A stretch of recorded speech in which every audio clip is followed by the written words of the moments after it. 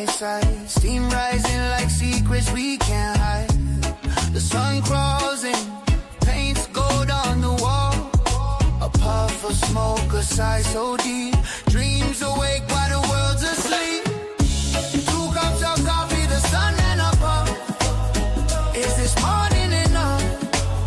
Is this morning enough? Sip slow, let it linger, don't rush the hush. 2 cups of coffee, the sun and a puff.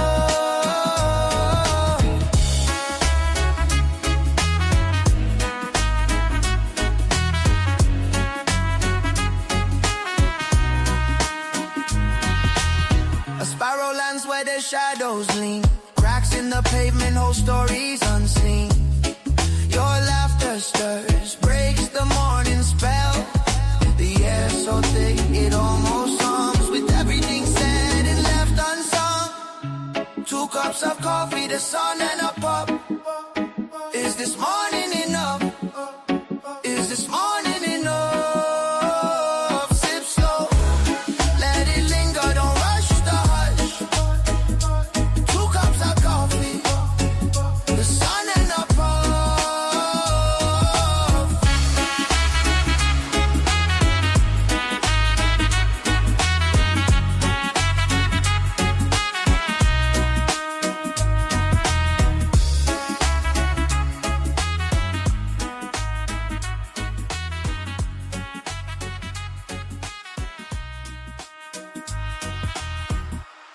Yeah.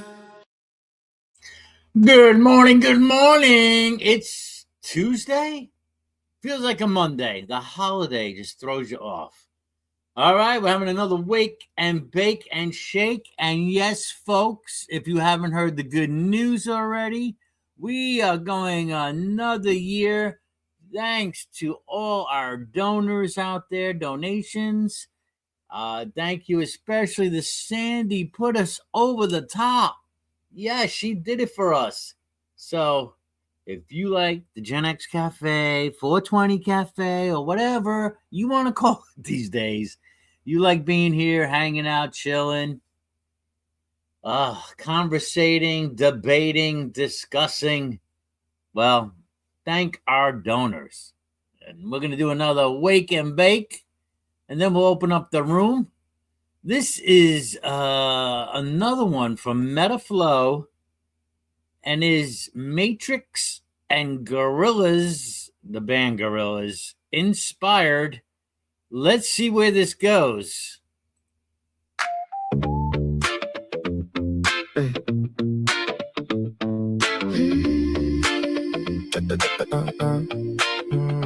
Trinity leather tie, bad decisions tonight. Kung fu quotes in the shop, stranger swap the night. Hook up messy, laugh on curb when sun comes up.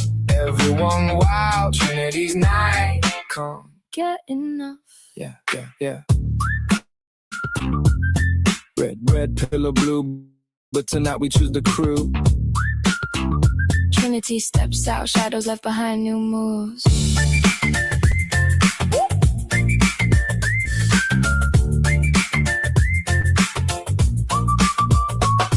Yeah, leather clad ditches the shade for the lights. Drinks flow, bad calls caught in, I know kung fu right. Swap secrets with strangers, Neo who tonight free. Morpheus lands in the mix, there is no spoon we see. Bouncy bass hits, claps keep the swing. Electric keys glow, whistle makes it sing. Late night party vibe, head nod all night. Trinity leading, everything feels right. Trinity out, leather tight, bad decisions tonight. Kung fu quotes in the shots, strangers swap the night. Hook up messy, laugh on curve when sun comes up. Everyone wild, Trinity's night. Can't get enough.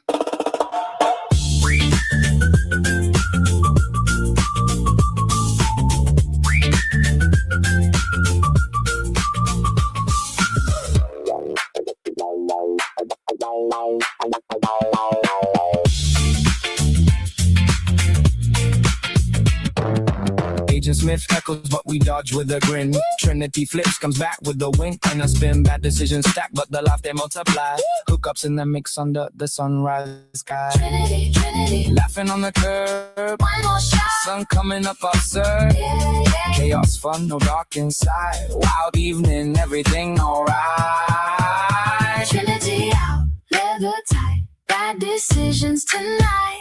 Kung fu quotes in the shots. Strangers swap the night. Hook up messy, laugh on curve. When sun comes up, Everyone wild. Trinity's night. Can't get enough.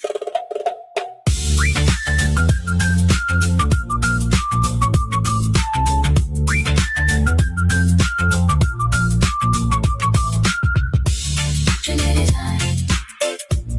Trinity's night. Trinity's night. Trinity's night. Everyone laughing now. Sun up, Bad decisions, but wow. out. Leather clad down the town. Yeah. Night out. Trinity. Bend the spoon, twist your mind. There is no spoon, leave the world behind.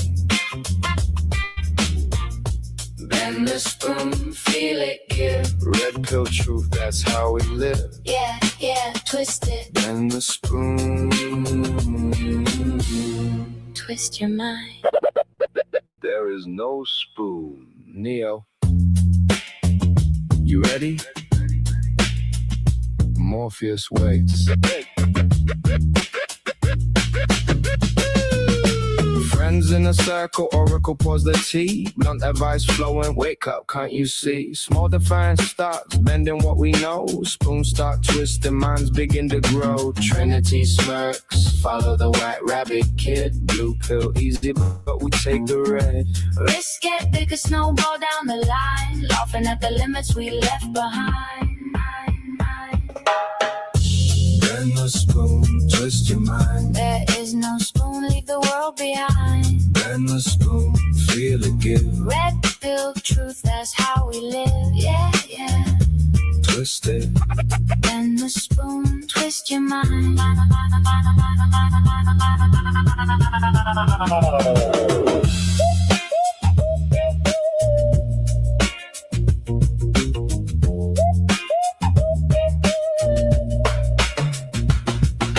Crew testing edges, harmonica wheels the groove. Upright bass walking, Shakers in the move. oracle chuckles, you're thinking. Real by the small rules, watch the freedom reign. No limits. No spoon, no train, just us in the rain. Ridiculous freedom, feeling insane.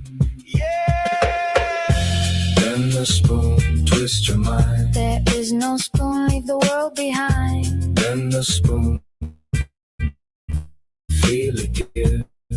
Red pill truth, that's how we live. Yeah, yeah. Bend the spoon, twist your mind.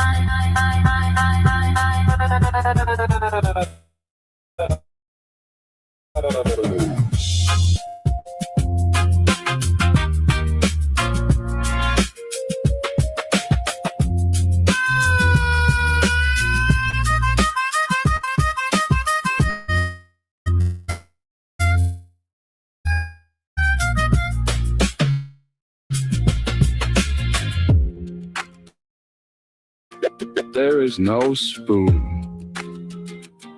What a ride, man.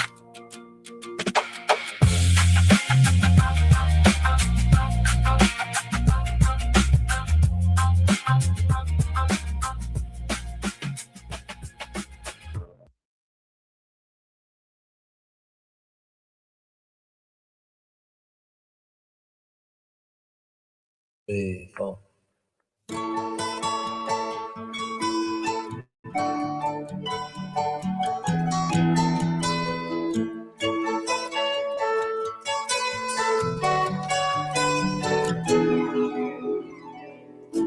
comes the sun, doo-doo.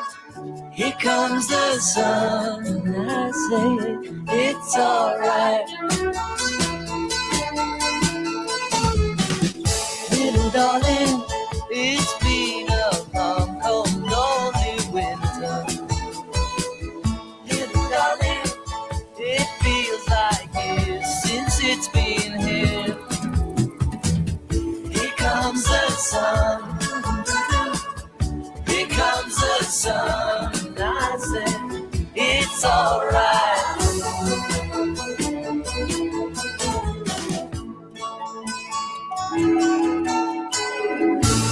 Darling, the smiles returning to the faces. Little darling, it seems like years since it's been here. Here comes the sun. Here comes the sun. I said, it's alright.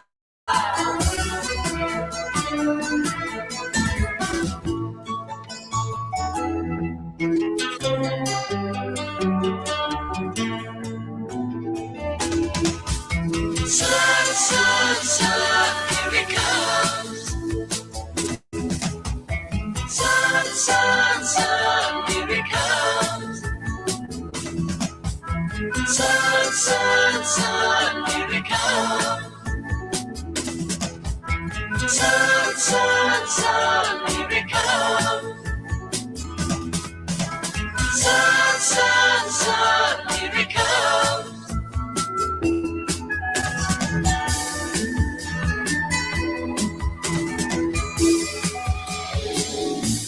Darling, I feel that ice is slowly melting. Little darling, it seems like years since it's been clear. Here comes the sun. Here comes the sun. And I say, it's alright. Here comes the sun. Here comes the sun. It's alright. It's alright.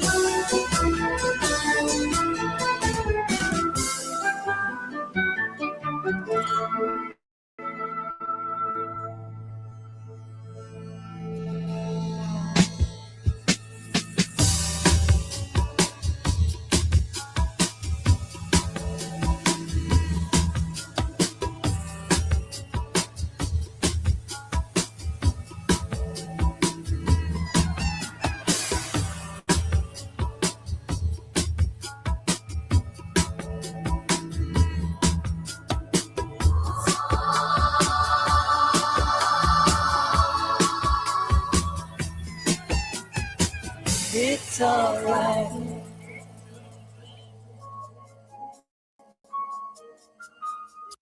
Do you believe that Paul McCartney is coming out with another album real soon?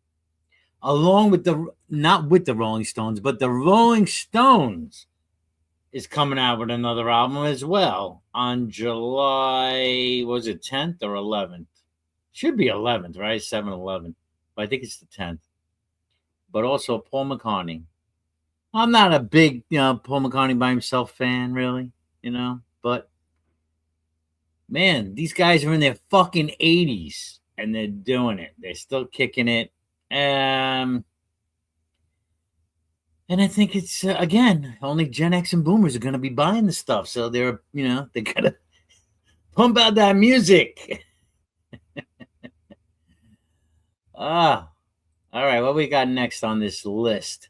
How's everybody doing today? Good morning. It is Tuesday the 26th. How was your Memorial Day weekend? It was, here it was rainy, foggy. There was no barbecuing. Yeah, nothing.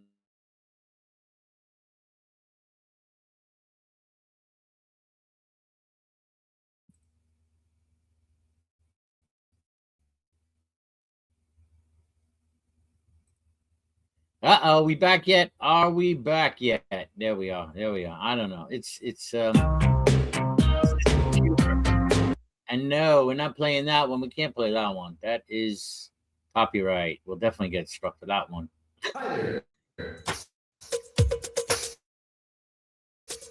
Here we go. Big time. Send it in. WaKe and BaKe, folks.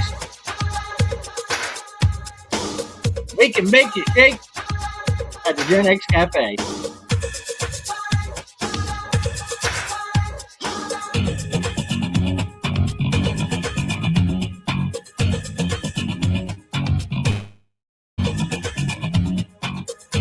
I might have to switch devices.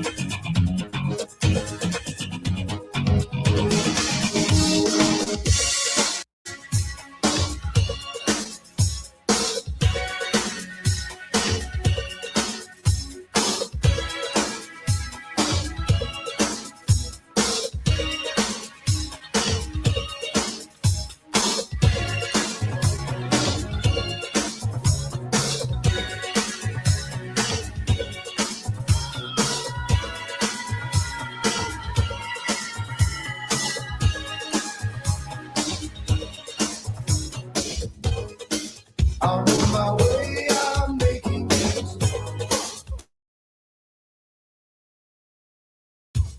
To make it show, yeah.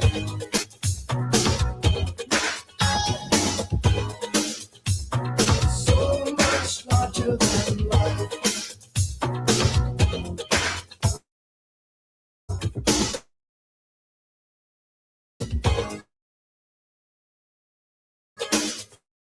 I'm gonna work.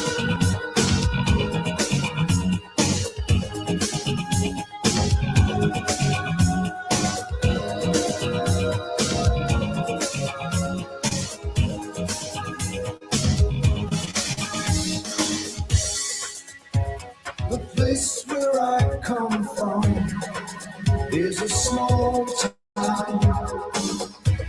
They think so small, they use small words. But not me, I'm smarter than that. I worked it out. I've been stretching my mouth to let those big words come right out. I'm riding up, I'm getting out to the city, the big city. I'll be a big noise with all the big boys, so much stuff I will know. And I will pray to a big God, as I kneel in the big church. And the way I'm making it.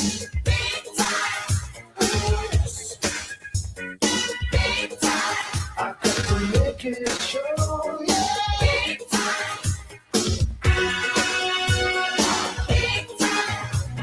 So much larger than life. I'm gonna watch it grow away.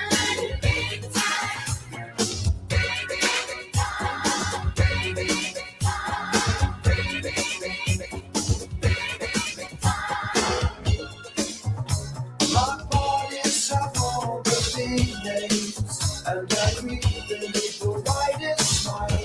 Tell them how my life is one big adventure. Always they're amazed when I show them around the house to my bed. I had it made like a mountain range with snow white below for my big bad head. And my heaven will be a big heaven, and I will walk through the front door. I'll be my way, I'm making it.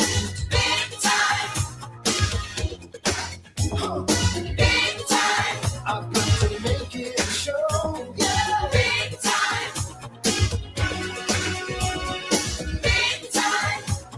So much larger than life. I'm gonna watch it grow.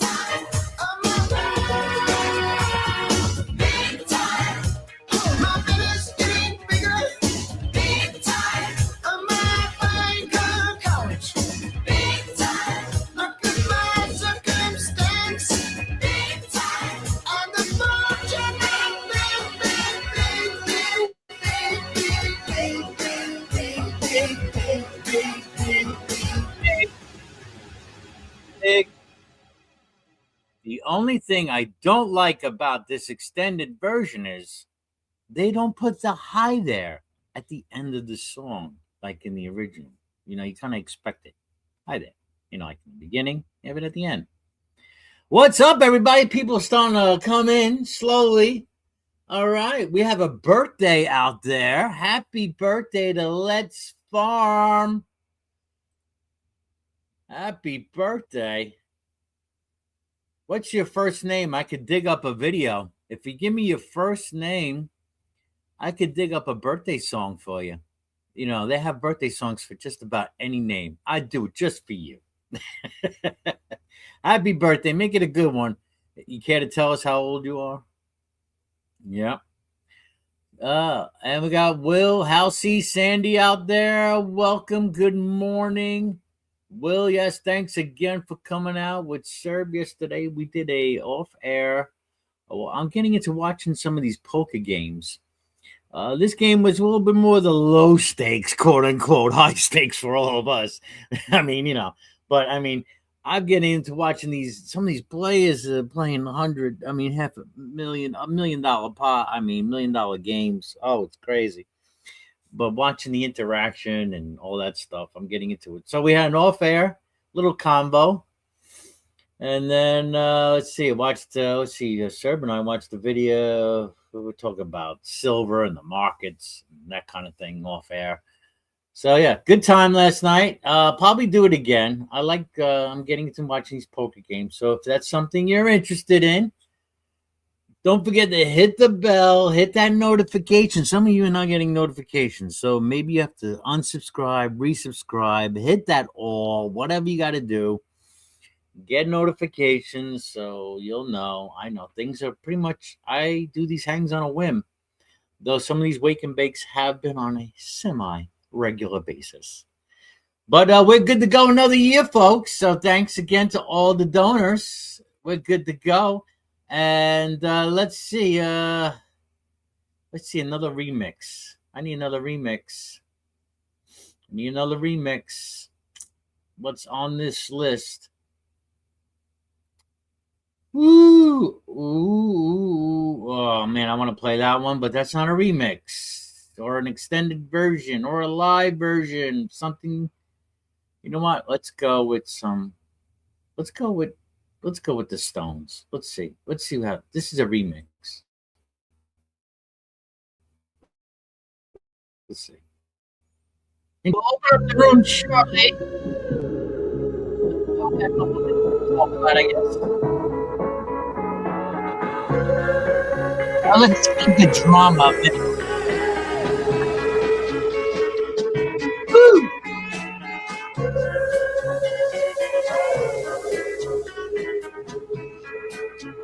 Stones are coming out with a new album.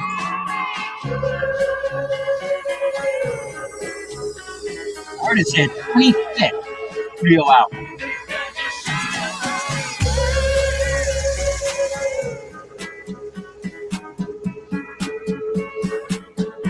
Lottery.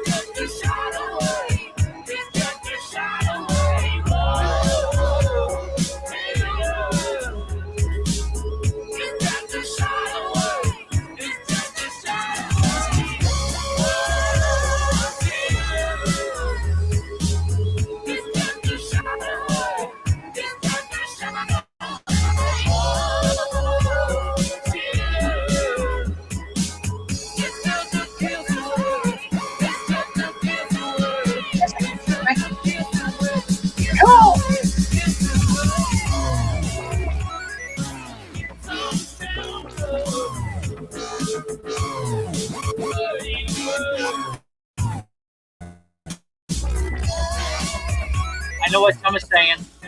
They're saying blasphemy. You hardcore Rolling Stone fans are saying blasphemy. I understand the sentiment. I get it. All right, hey, we got a birthday here, so let's celebrate here. Larry's birthday. Happy birthday, Larry!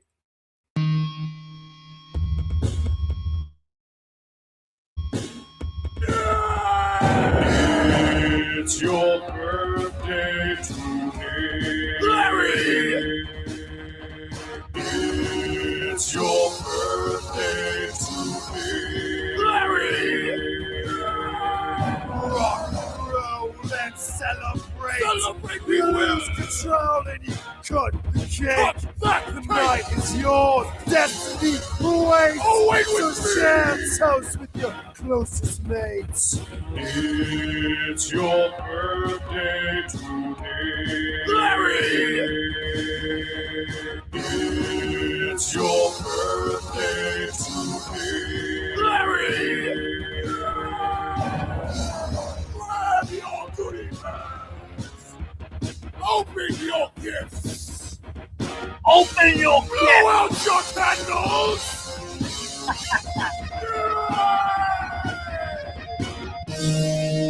Larry! Blow out your candles.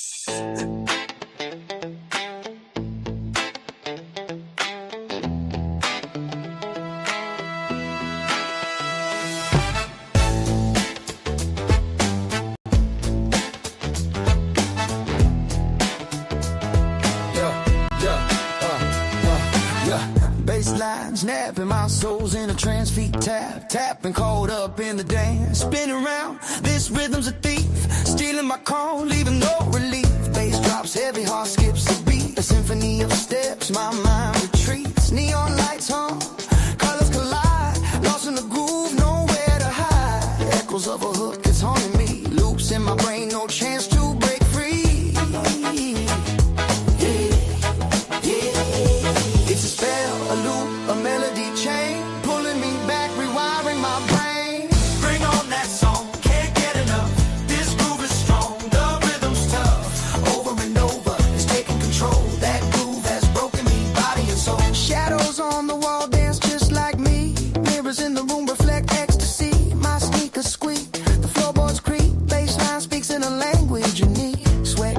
like ink, writing my fate. A story of rhythm, too late to escape. It's a pull, a push, a hypnotic fight. Trapped in the sound, no end in sight.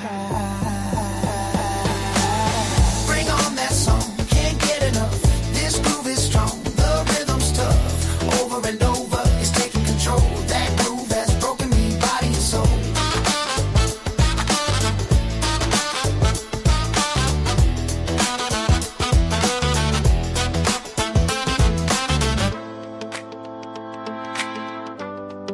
Trapped in the sound. Over and over, it's taking control. That groove has broken me.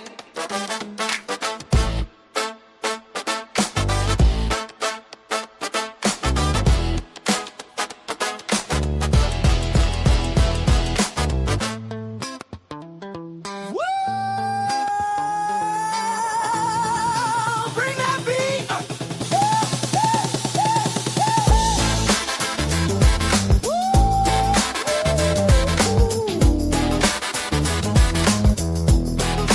Bring that beat.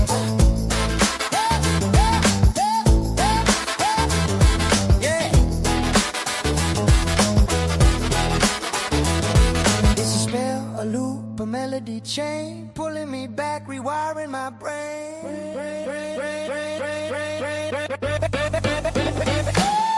Bring on that song, can't get enough. This groove is strong, the rhythm's tough.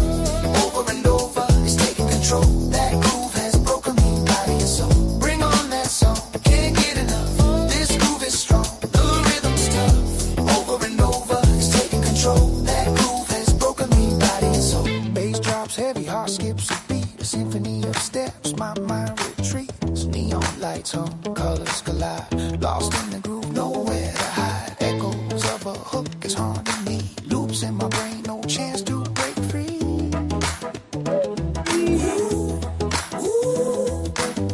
Bring on that song, can't get enough. This groove is strong, the rhythm's tough. Over and over, it's taking control. That groove has broken me, body and soul.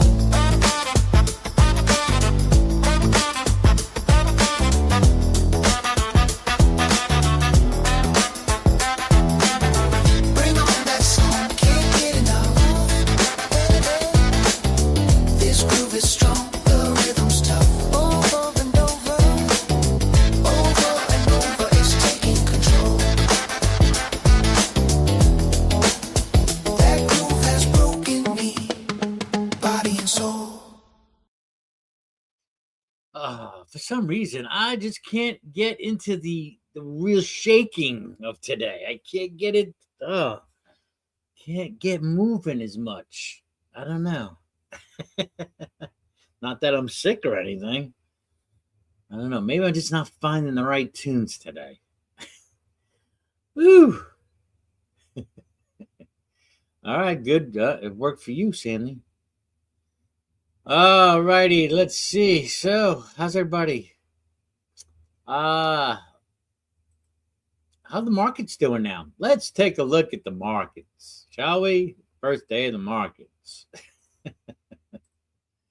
What's going on here? Oil, $93. We're staying under $100, everybody. I was talking to Serb a little bit about this, but she's like, no, okay. No, we can go more music. You got a request, let me know. But yeah. I think all the concerns about oil hitting, $150, $200, I don't think it's gonna happen. Yeah, the world just can't afford it. And they know that. They know it. And yeah. And oil is really cheap, flows free. We got a lot of oil, guys. But some ships have been passing through, it seems. Iran's letting the friendlies through. So it's not totally blocked off. They might want to, stir that fear up, but yeah.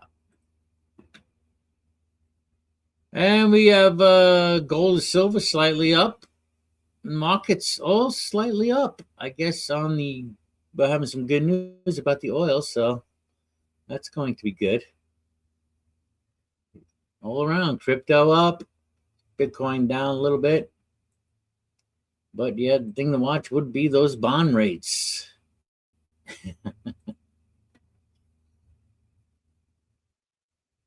It was fun, yeah. Poker was good.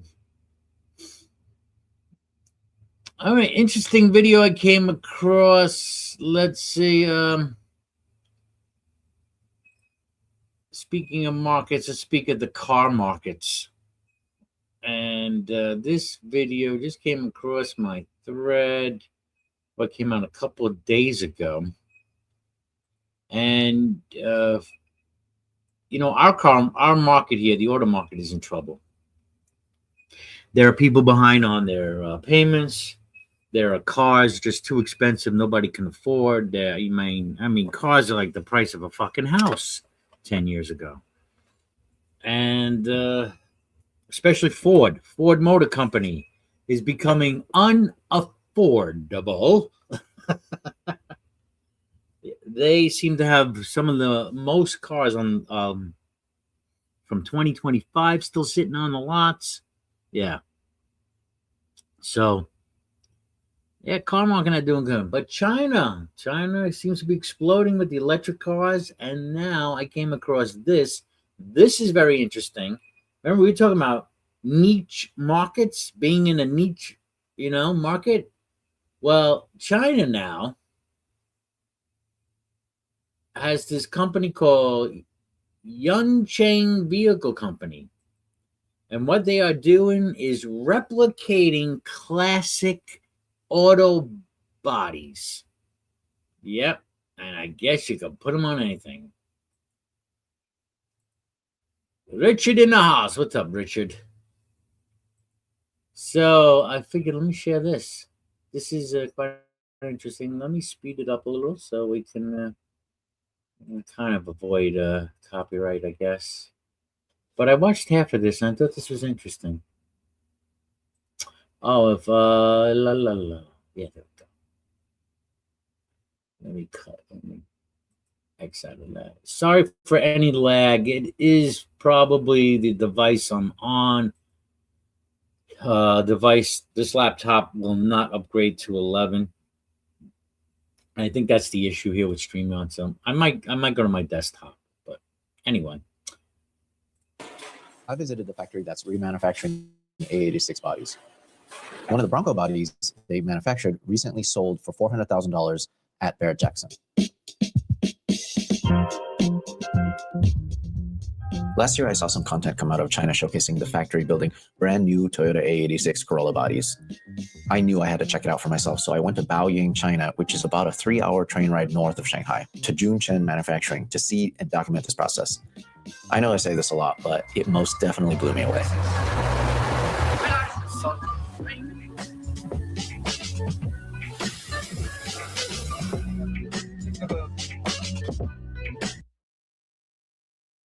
Isn't that crazy? Building these custom bodies. I'm getting a phone call.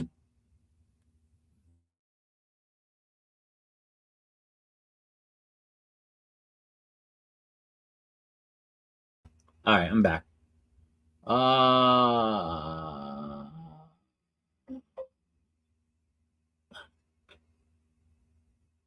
What's up, sir?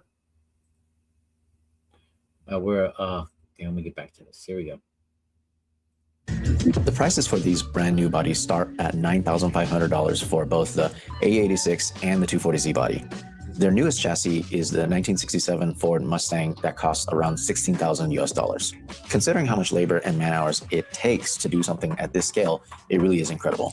They are only able to achieve this because 95% of the process behind building these bodies is done in-house.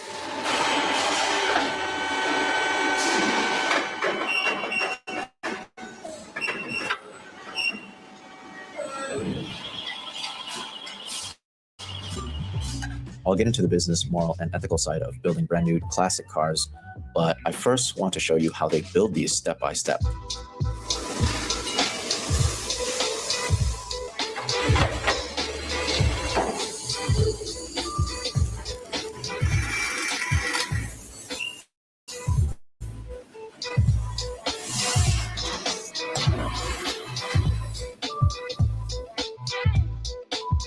To start the process, they have to get 2 unmodified as straight as possible chassis.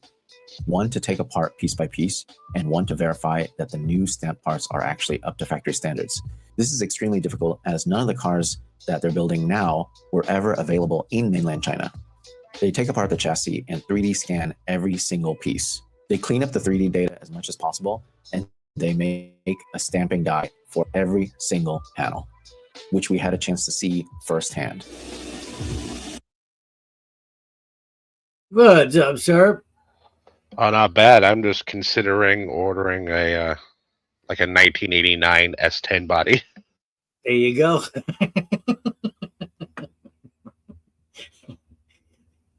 This is pretty cool. Huh. I'm surprised to see you here. I'm sure. I thought you would be like working or something. No, it's summer. I just have like an online class right now. Oh, okay, good. Oh. The end of June, I'll have a practicals for the firefighters. But okay. Other than that, I'm free until next semester. Oh, it's cool. So kind of on vacation. Yeah. Yeah. Well, you don't take vacation, I bet. Yeah, my time fills up with other stuff. It doesn't. Vacation? What's that? Sammy's in the house. What's up, Sammy? G'day. You want to place your order for a custom body from China? This is yeah, if you can afford it. Is it possible to get an S10 body on top of a Toyota Corolla?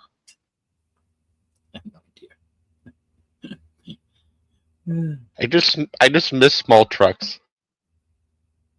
Yeah. Speaking of small trucks, and they're talking about Broncos, the older Broncos. Those have those bodies of the older Broncos. The newer ones now, they are not selling. Well, the newer ones are actually kind of just absolute crap. Yeah. You know, like they're not even that big. So you don't get the Bronco thing, right? It's like a Jeep.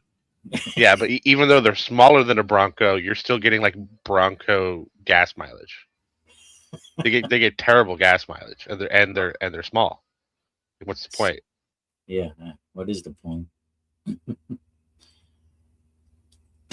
Right now we are in the stamping die area where they make 2 different types of dies. We're going to check out the process, and we're also going to check out some of the dies that they've made already. This is an absolute monster of a building. There's so much going on.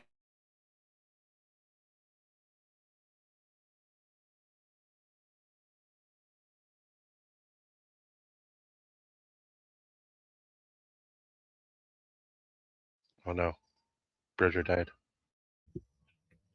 Uh-oh, Spaghetti-O. Oh, Halsey's in the back too. You'll have to wait, House.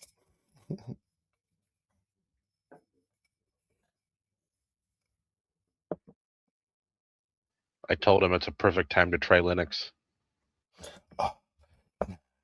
Well, he's admitted that he's like on basic Wi-Fi package, like.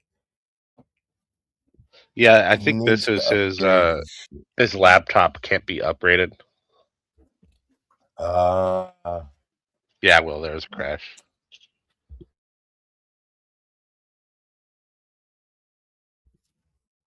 Yeah.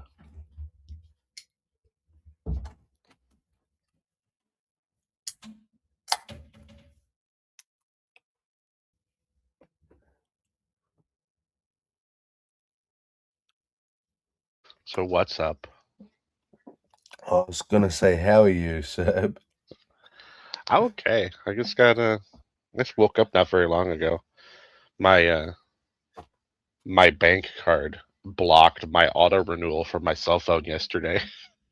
Oh, So my phone was turned off for like half a day, and I couldn't call to have them whitelisted to turn it back on because it was a holiday. yeah. I recently had to go to a payphone. Turns out I didn't have to. Like, I can call my carrier for free or whatever, but I didn't know. and my phone was disconnected. Here I am in a fucking payphone that's got the volume was so low I couldn't hear what they're saying, and I don't want to Me, I'm press sorry. the thing And all too. this time I That's thought I was okay. watching the video. Well, Oh, you did got ya? 2 people in the back. Oh God. I'm sorry. I was watching the video and then all of a sudden I went back and it said something went wrong. Yeah, you just disappeared, so we just had a Oh chat. man, it was getting into all the dyes of the parts and everything, and I came back to make a comment like, I'm really wondering how big of a market is there for this, or are they trying to create a market and appeal to American buyers? Oh, they're trying to So, create a market. Yeah, so your internet didn't No. crash no, because the something. video kept going. It was StreamYard. Oh, the video did keep going. What you were watching? Not for us. Oh yeah, no, yeah, He's saying for it was you. StreamYard. Yeah, StreamYard went out. The video kept going. I see. Ah. Okay. So I don't know. Yeah, if it's Windows thing, StreamYard thing. I don't know. Since like the latest update, shit's kind of gone crazy with StreamYard. Yeah, there's been some weird shit going on. Yeah, every time they add a feature, they add a bug. They'll sort it. It just take them a little while to figure out the fix. Yeah. What did they add recently? Anything? I don't know. I mean, I'd have to read the Well, notes. The the scenery stuff. So they never used to have the scenes. Yeah, and I never It's used like that. right off to the right. So that's new. Like there is a few features that are cool that are new, but yeah, there's also this That problem that I discovered with the iPhone losing audio. I'm going to do a experiment because I have an old phone that hasn't had any recent updates at all, and I'm going to try using that one as a sign-in soon, and just see if it has the same problem, because that'll confirm to me that the last update I did fucked StreamYard up for iPhones, and other people have reported it too. So for me, I think it's the Windows thing here, because I don't seem to have these issues when I'm on my desktop. So I think precisely. Yeah. But when I'm on my phone, if someone drops, even if you've got a video up on screen, when you take that video down, when I'm on my phone, I lose all the audio. I can't hear anyone talking, but I see their icons lighting up. So I know something's gone wrong. But yeah, anytime someone leaves or you even close the window, the audio. Yep. Kaputski. It cuts out for either everything or like select people. Or specific it's really people only. Yeah, it's weird. And because I've been chatting away and people keep talking over the top of me, and right? It's like, why everybody being so fucking rude? Or like you listen and like someone's responding to something. Wait, I didn't hear anyone say anything. What are they responding to? You know? All right, let me show you more of this. You give me your thoughts on what do you think? Because what I was commenting was how the car market here is hurting in America right now, especially Ford. They're just not selling cars. People, and I know China's offering a cheap alternative as they always do, but we're going to put tariffs on them because, Don't ask me, bro, Joe, because we closed down our Ford and our Holden productions. Like, we don't produce any cars in Australia. Zero. Every car's imported. So yeah, what I'm watching is the same thing happening there, but I mean, you are where it started. It can't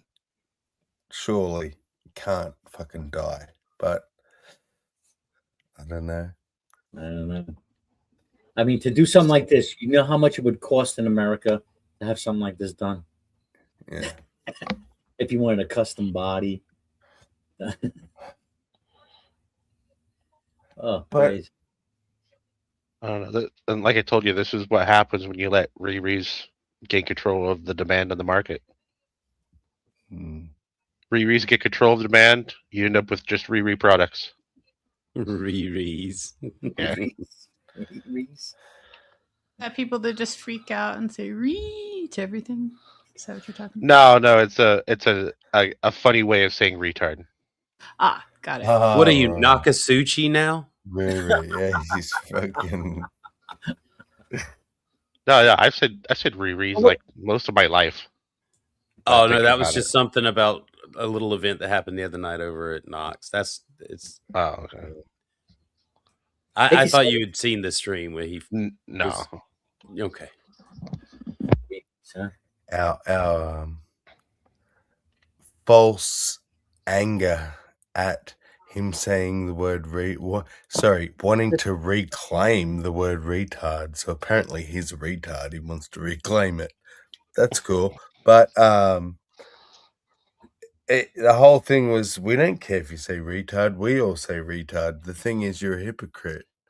Because if one of us say like something slightly anti-Semitic or the N-word or any other word that's just a noise out of a human mouth hole, you'll jump up and down. But this word, you're like, fuck the disabled people. I want the word.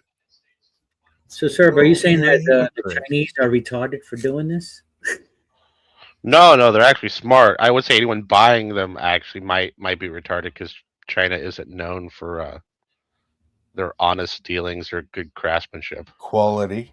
Yeah, so We'll see how fast those bodies rust. Let's just put it like that. Yeah. See their buildings falling apart. I don't know. We'll see. But though some are saying that in some areas there have been improvements. You know. Yes, and surely there's just undiscovered benefits to building things out of cereal, Serb. We just haven't discovered them yet. There's a phrase, I forget how to say it in Chinese, but it's part of the Chinese culture. If you can cheat, cheat. That's fuck. That's filthy. Yeah, and there's another phrase a lot of Chinese people use: "Stop cheating, Chinese people." right. Companies that like commonly purchase material like raw materials from China hire people to go over there and check the shipment before it ships to make sure they're getting what they're ordering. That's how common the cheating is. Yeah. Every country's doing their form of cheating. Yeah. Come on. Yes. But there's levels, bro, Joe. There's levels, bro. Like, it's a lot harder for me to scoop the oil out of the gutter that someone has discarded and like strain it and then use it to cook my food that I then sell to people. Yeah. That's why it tastes so good. Like, yeah, that's what gives Chinese street food its flavor. Yeah, it's actual street food. It's cooked with street oil. Gutter oil. It's harvested from the sewer. Like you see them on camera, like going and scooping this shit out of waste bins and stuff. Mm-hmm. Like, videos, But here's another example. In China, you ever notice when you read the news about some giant disaster that affects like 5 million people, and it always says like, "Oh, 80 died." It doesn't say 1,000 died. It says 80 died, or like 70 died, or whatever. you will never see high reports of death in China from natural disasters, because if the reported numbers is 100 or above, the central government gets involved.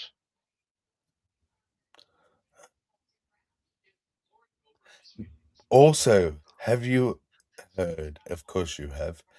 That this idea that the highest population is probably not true, because the different, I don't know what they call them over there, counties, fucking whatever, Provinces, they're provinces, there you go, over-report things to get more government assistance. The more population you have, the more assistance you'll get from the government. So, of course, they, just like sticking cotton on top of fucking Rio bars, they're gonna bullshit about how many people there are. So it's actually like dubious as to what the population is in China. Yeah. It's huge, but it you know, is it really approaching like 1.5 billion, or is it closer to like I heard 900 people million? saying 500 million. I'm like, that's a big drop if it is that. Yeah, no, I know. All the common ways I to don't think estimate population, right, all puts them at missing between 300 and 500 million people. Yeah. You've seen those like blocks upon blocks of those huge residential buildings that are empty, right? In China. They're starting to tear them down now. Yeah. Are they? Yeah, they're starting to destroy a lot of these apartment buildings because they're unsafe, or they're not Probably selling. decaying from no maintenance too. People lost money. Yeah. The real Here you estate go. market- This is probably a good question for Sir. What would it do to your economy if you put the poor people in those places? It's not going to do any good, is it? Because you've then got people with no money, can't support local business. Yeah. Someone's going to maintain those buildings. Because a lot of people would go, oh, give it to the poor people, give them somewhere to live. But unless you spread them amongst the wealthy, like, you're just creating whole pockets of places where no one can go to the shop, or they're robbing the shop. Yeah, well, the thing is, aside from the fact they're unsafe, forget that. If the Chinese government did that, it would cause riots, because all those empty apartments are actually owned by people. Mm-hmm. Oh, yeah. Some of these people, a lot of the Chinese bought apartments, were paying mortgages before the buildings were even put up. Yeah. Because all the other major ways of investment were more or less illegal for most people. Yeah. So everyone bought houses or apartments.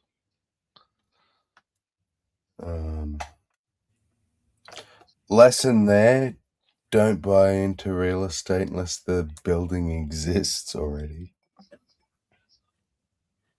And that's where they were all putting their money. Yeah, that's where they make the money. So they were throwing it all to the real estate market.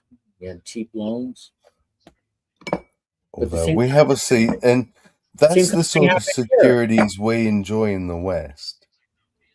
That I think a lot of blue-haired people don't understand, because they don't have a condo in California, so. But we had a similar situation here. I mean, after COVID, right? You had people moving. You had the whole expansion of the housing. These developers started building, and now it's people can't afford them, or people got locked into these mortgages they can't afford. The houses, the prices started coming down. Values are coming down. They're losing money. So you're having a somewhat situation here.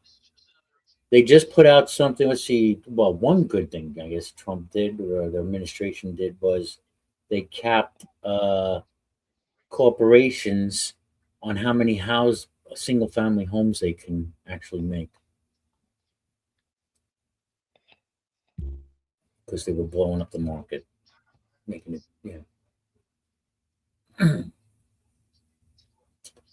So yeah, I subscribe to a couple of channels that feature houses under 50,000 and houses under 100,000, and there's some ones that are expectedly pretty terrible shape, but there's some pretty nice houses out there that are under 100,000. I was surprised at how many actually come through that I see that are in beautiful settings. And the site that shows them lists all the pros and cons of living in that place. And as long as you're willing to live somewhere where maybe there's fewer amenities, if you have like a remote job or something, like there's a lot of nice places out there if you know where to look. Or it's an investment opportunity. Yeah, that's going to happen. I mean, these prices are going to come down. You can see auctions. Yeah, years to come. And I keep hearing rumors of like the housing bubble's going to pop and houses are going to prices are going to plummet, but I don't know if that's everywhere or just in some places, or if that's even a real thing that's going to happen. It's going to happen. Well, yeah, it's going to happen. It's artificially kept high by like decisions on every level of government because they don't want people to essentially lose their investment. Right? Everyone bought houses under Bush. Right? Even the people that didn't need help, but they all got cheap credit, so they all got houses. Right. And if the price drops, everyone goes under on their house. Yep. Especially those who bought in the last few years. Yeah. But it's going to happen eventually. You can't just make something go up artificially forever and expect it not to come down. Yeah. Right. Eventually people won't be able to buy it, so there's no support for the price.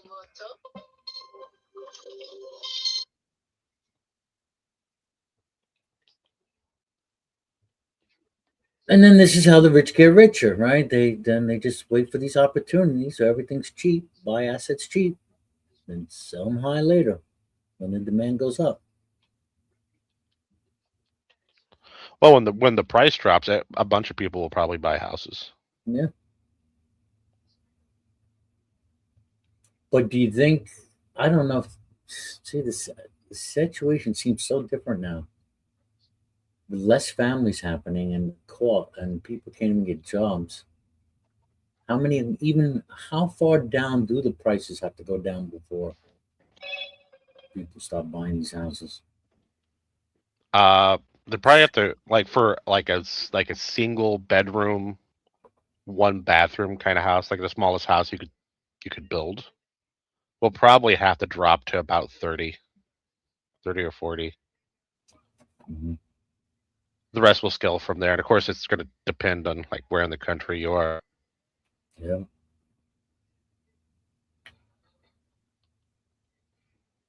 Some guy on his YouTube channel was sharing. He was selling his land, 75 acres. Again, I don't know. This is in Kentucky, but it was 75 acres for under $100,000. And I'm like, whoa. I mean, I would love to see more of that. But he's finally in contract after he dropped the price under 100K. But is that fucking like cliff face? 75 acres. Fucking rocky, unusable shit. I don't know. I know because I did email him and say, yeah, well, I'm curious. I want to see. Show me a listing or something. But he said it was already on. It got under contract because he's been taking videos about how he's been trying to sell, and now finally someone from Canada actually put in a bid for it. So, yeah, I would have liked to see what kind of land it is, because that sounds like a sweet deal.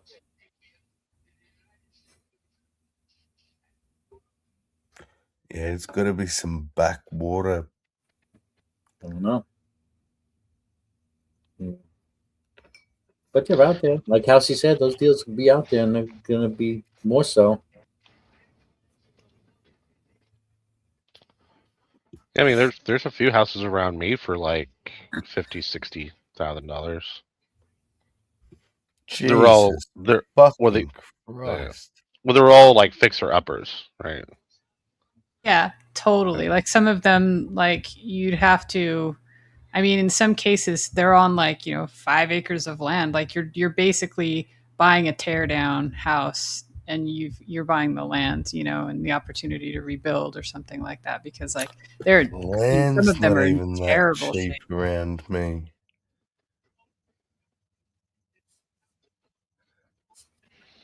Yeah, the land around me is actually pretty cheap. It's like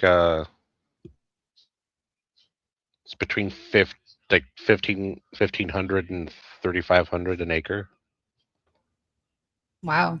Well, that's undeveloped, right? That's undeveloped land. Right. And you have to have all of the stuff done that you would typically have. Like if there's no services, you have to figure out how you're going to get electricity. And if there's no water services, you have to figure in the cost of digging a well and all the stuff that's involved with that, and a septic system and all the costs that's associated with that. So, Yeah. Well, luckily, if you're a go-getter, you can do all that stuff yourself.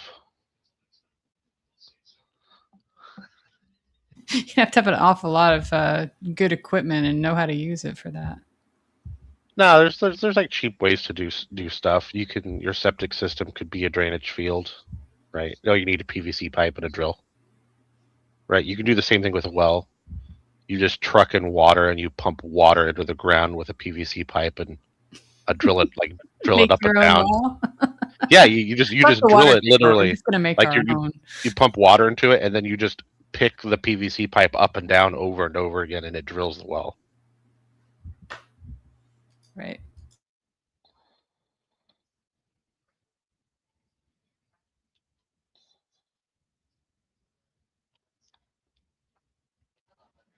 Well, here's one came up in 159,000 for 143 acres in Harold, Kentucky.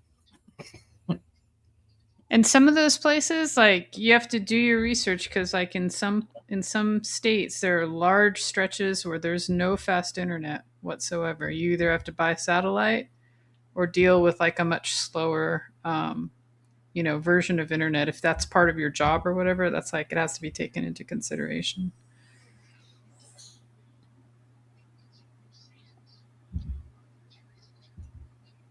I don't even know, is satellite available everywhere in the U.S. right now? Satellite internet? Yeah.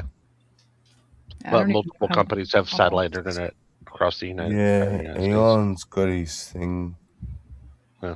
It's pretty big here in Australia. Elon's probably the cheapest and the fastest. I don't think Starlink? Is that what it's called? Yeah. Yeah. Last I checked, I mean, this was before Starlink. It was upwards of like 125 a month, but I guess that can be somewhat standard depending on what you get for that money. I mean, yeah, Starlink's way cheaper, unless they just did something weird in the last little bit. I don't know. Starlink cost.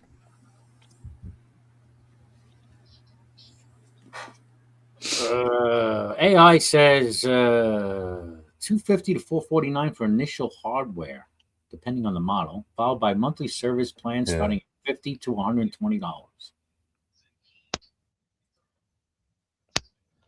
Yeah, the hardware's not cheap. Yeah, but unlike other companies, once you buy the hardware, you own the hardware.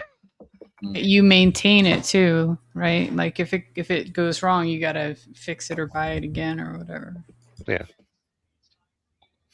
But that's how shit used to be and kind of should be.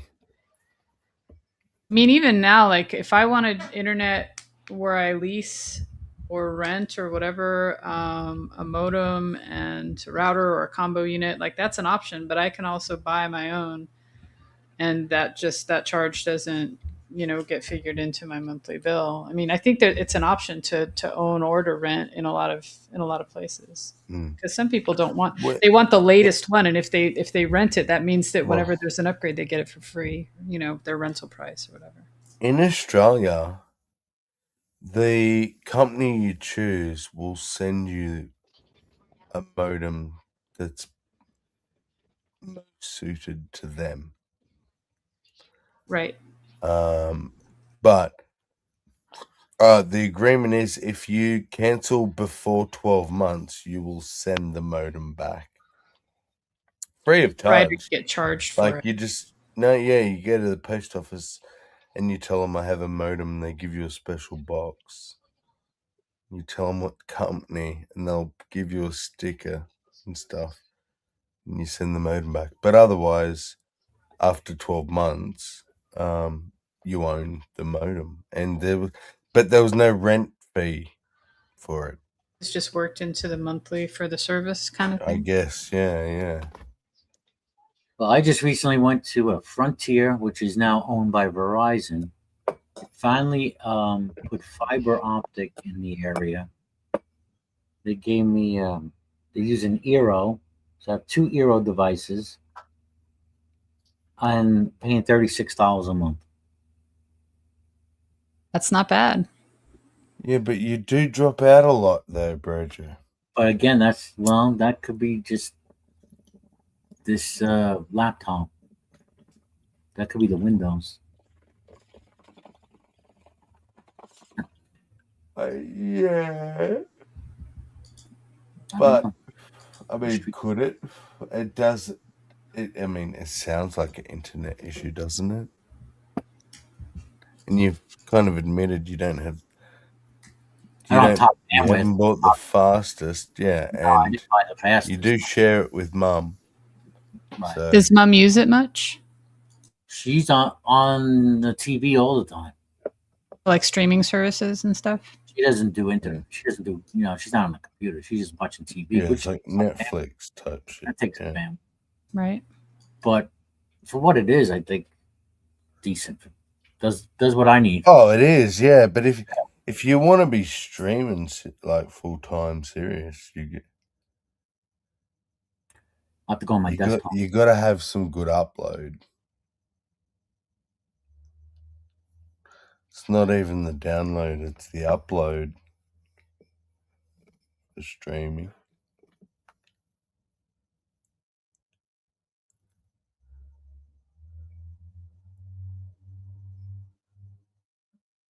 What do you get when you do a test?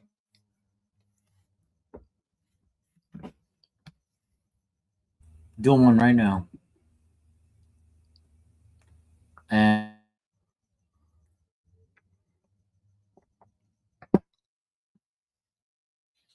65 upload. It says it's fast. You cut out for most of that. What was it? 65 upload. It said 65, and it's stating now. Upload. This is from a server in New York. It's using. So I don't know where. Yeah. What's your download? 176. On fiber? 65 upload. Are you sure? I could try a different 65 speed what? Let me try a different speed test. I don't have fiber, and my download is 683 and my upload is 21.88. But like I've never had an issue with live streaming. Like whenever I've live streamed anything, I don't think I've ever had like a hiccup or anything. This is 190. If you are really 65 up, Berger, you like. It's not bad, but I mean, it's surprising your download speed is so slow. It's not bad. It's good. I'm like a fraction of you guys. I'm like 15 to 20, and I have no issues. So, 65. You sure? I don't know. I could try another. Yeah, let me try Frontier speed test. Let me go to this site.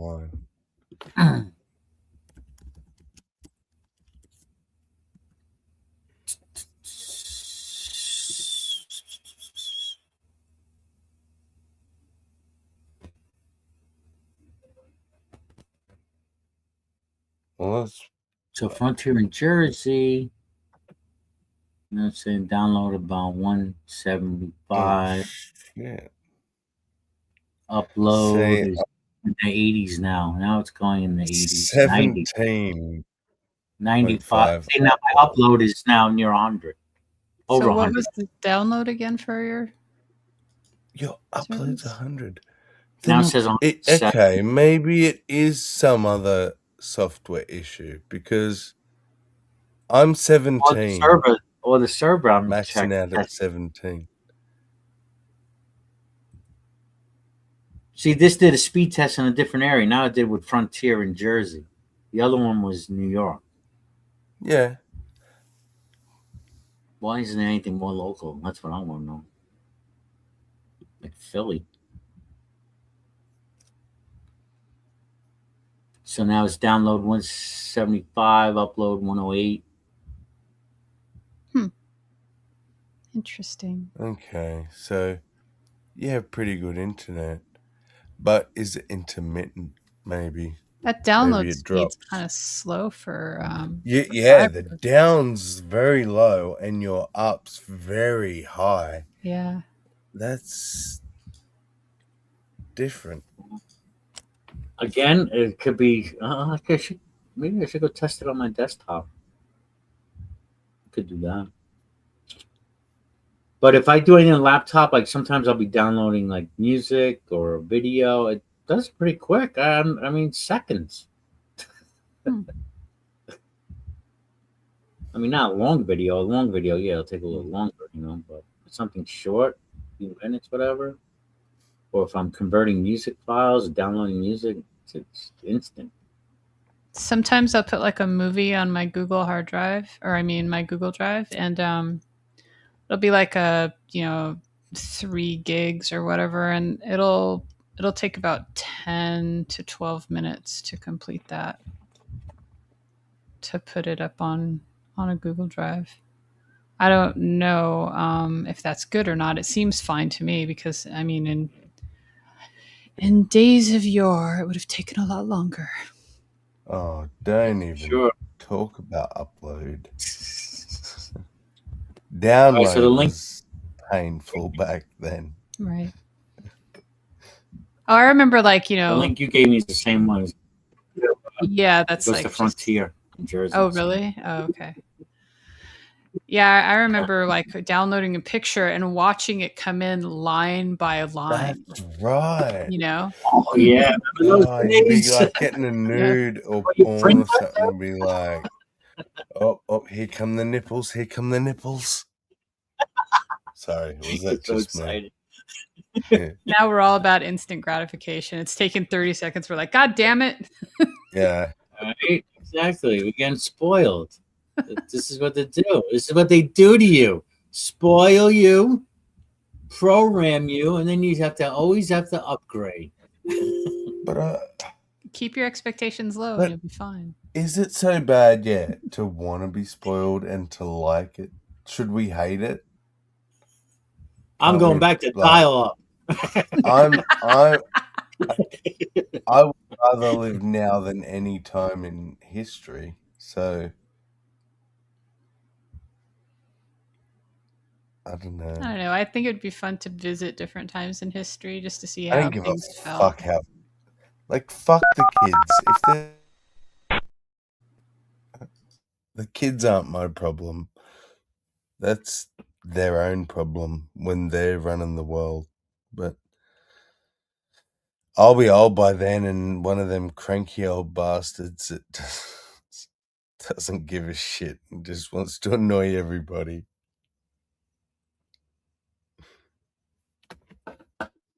Can't wait.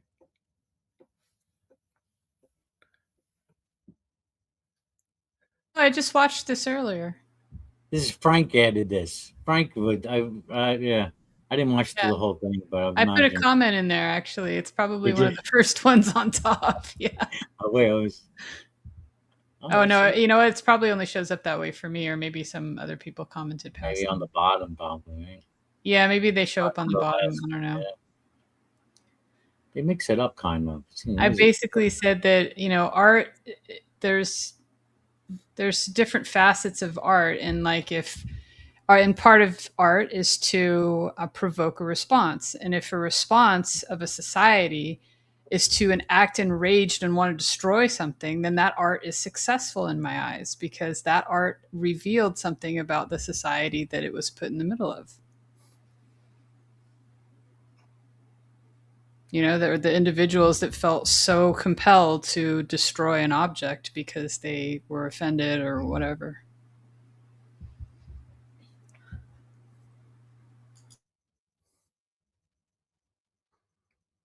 Well, what the fuck is that? A circle with street lights on it. Looks like street lights on it, right?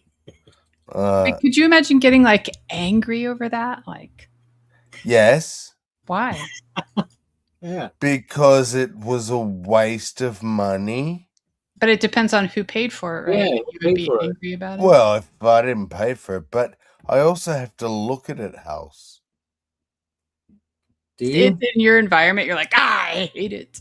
If I have to drive past that motherfucker every day, it's probably gonna piss me off. Yeah, a little bit.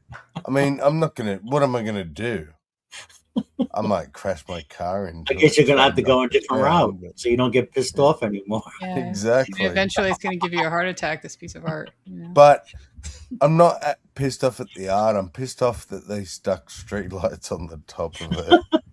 It kind of looks like antenna. If they did, is this real? I don't trust anything anymore. It's a head of an ant.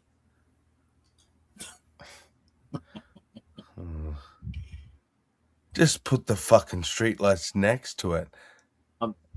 $471,000. Look at that. Oh, see. But of whose money? No, now I am pissed off. Now you're really pissed off. I am pissed off. No, not really, but you know what I mean. That's what I said, a waste of money. See? About this. What do we got next? When public art goes wrong, % of its budget to public art, leading to a bit of a surplus of controversial. How about that? Jesus. Is that better? Yeah, no. See, I hate fucking public art. It's so rubbish. Doesn't make me think. Doesn't inspire me. Doesn't like shock me, make me feel something. It's just like some poles, and then they've stuck some shit on the poles. And it probably cost like $1 million. Sculptures popping up around the city. Traveling light in particular was so controversial. It's the blue ring. Where is this? 96th Avenue? I don't know where though. I think it's in Canada. NE. Where's NE? New England? 96th Avenue, New England, is it? Has caught the attention. NE? I thought Nebraska was NE. Nebraska? Nebraska. Wrong. Oh no, that's is that NB? Let's see. N.E. Dude, I don't know. We only have 7 states, so this is from 2013. Even the mayor called it awful, as the art was approved right before he could enter office. Eventually, the people had had enough of this madness, and the government officials spoke up about the absurdness of the big blue ring. And in 2023, the city council hosted an emergency meeting where they approved the construction of a second traveling light ring that's to be placed somewhere else in the city. But to my knowledge, it has yet to actually be funded. Emergency meeting. What? That's awesome. Put another one. They didn't like it, so they said, we'll put another one. Is that what just happened? It just sounded like he said, yeah. People flipped out so hard they had to have an emergency. And in the meantime, just thank goodness that most of us don't live in Calgary. Number 9, Calgary. Morning Sun. We're traveling down south to the wealthy city of Carmel, Indiana, where in the middle of a roundabout you can find whatever this is supposed to be. Created by sculptor Brad Howe, Morning Sun is a abstract piece. There you go. What? No. See, That make you think, Sammy? And how much money did he get out of that? What the hell is that? What is that? Let alone the cost of the piece. Like, you think the artist isn't getting paid a commission? You see a K in there? Supposed to be a person with hair stubble? Yeah, it looks like a very modern stick man. Stick man. Yeah.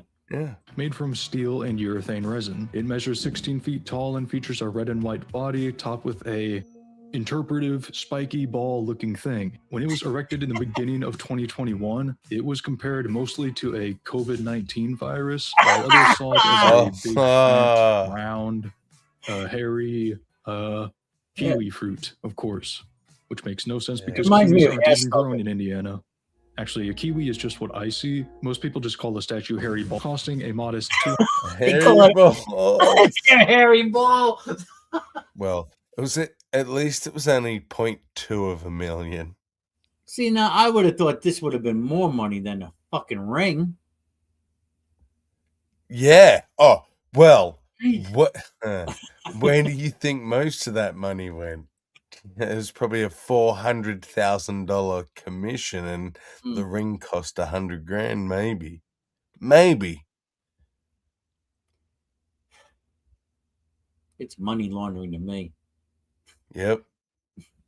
$109,000. Morning Sun is just one of 17 sculptures that have been built in Carmel Round. That's so ugly.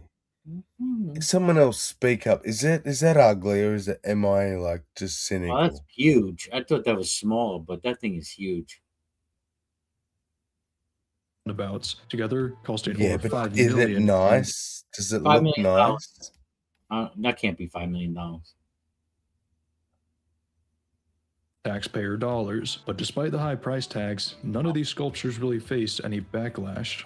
Besides this one, not only was it expensive and not super appealing to most, but it was constructed right outside of a brand new luxury apartment complex. Can you imagine? I was thinking, these people in these homes got to fucking pass that every fucking day. What do you guys think of the Sphere in Vegas? I like that Sphere. That's cool. So many people that stay around that area complain that like their whole hotel room, is lit up like all hours of the day from this huge, basically lantern that's sitting on the street. Which I can understand. I think it's cool too, but I can see their point of view. Yeah, definitely. In fact, a close friend of mine actually lived in one of these street view units at the time it was constructed, and it had a perfect view of the sculpture. Here you're seeing some of my own boots on the ground coverage. Facing scrutiny, it was debated whether really, is it? It's just like a $0.2 of $1 million.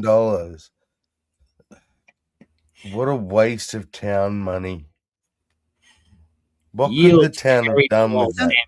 Somebody voted to approve that. The people should have a problem with the people that voted to approve it if they don't like that, right? Like if they're like, you spent go ahead.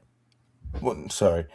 I agree, but when it's already up and the money's already gone, then you boot them out, but it's too late. Do you know what I mean? Like, right. But I mean, that's one, somebody might say, oh, well, then you should pay attention to the meetings. You should go and be involved. And because that way you can see when they're discussing it and pipe up about how you feel, because that might have some weight in their decision. So if you're going to those and you're voicing your opinion, but it still happens, then you have a right to complain. Right. Then those people don't care about what you think.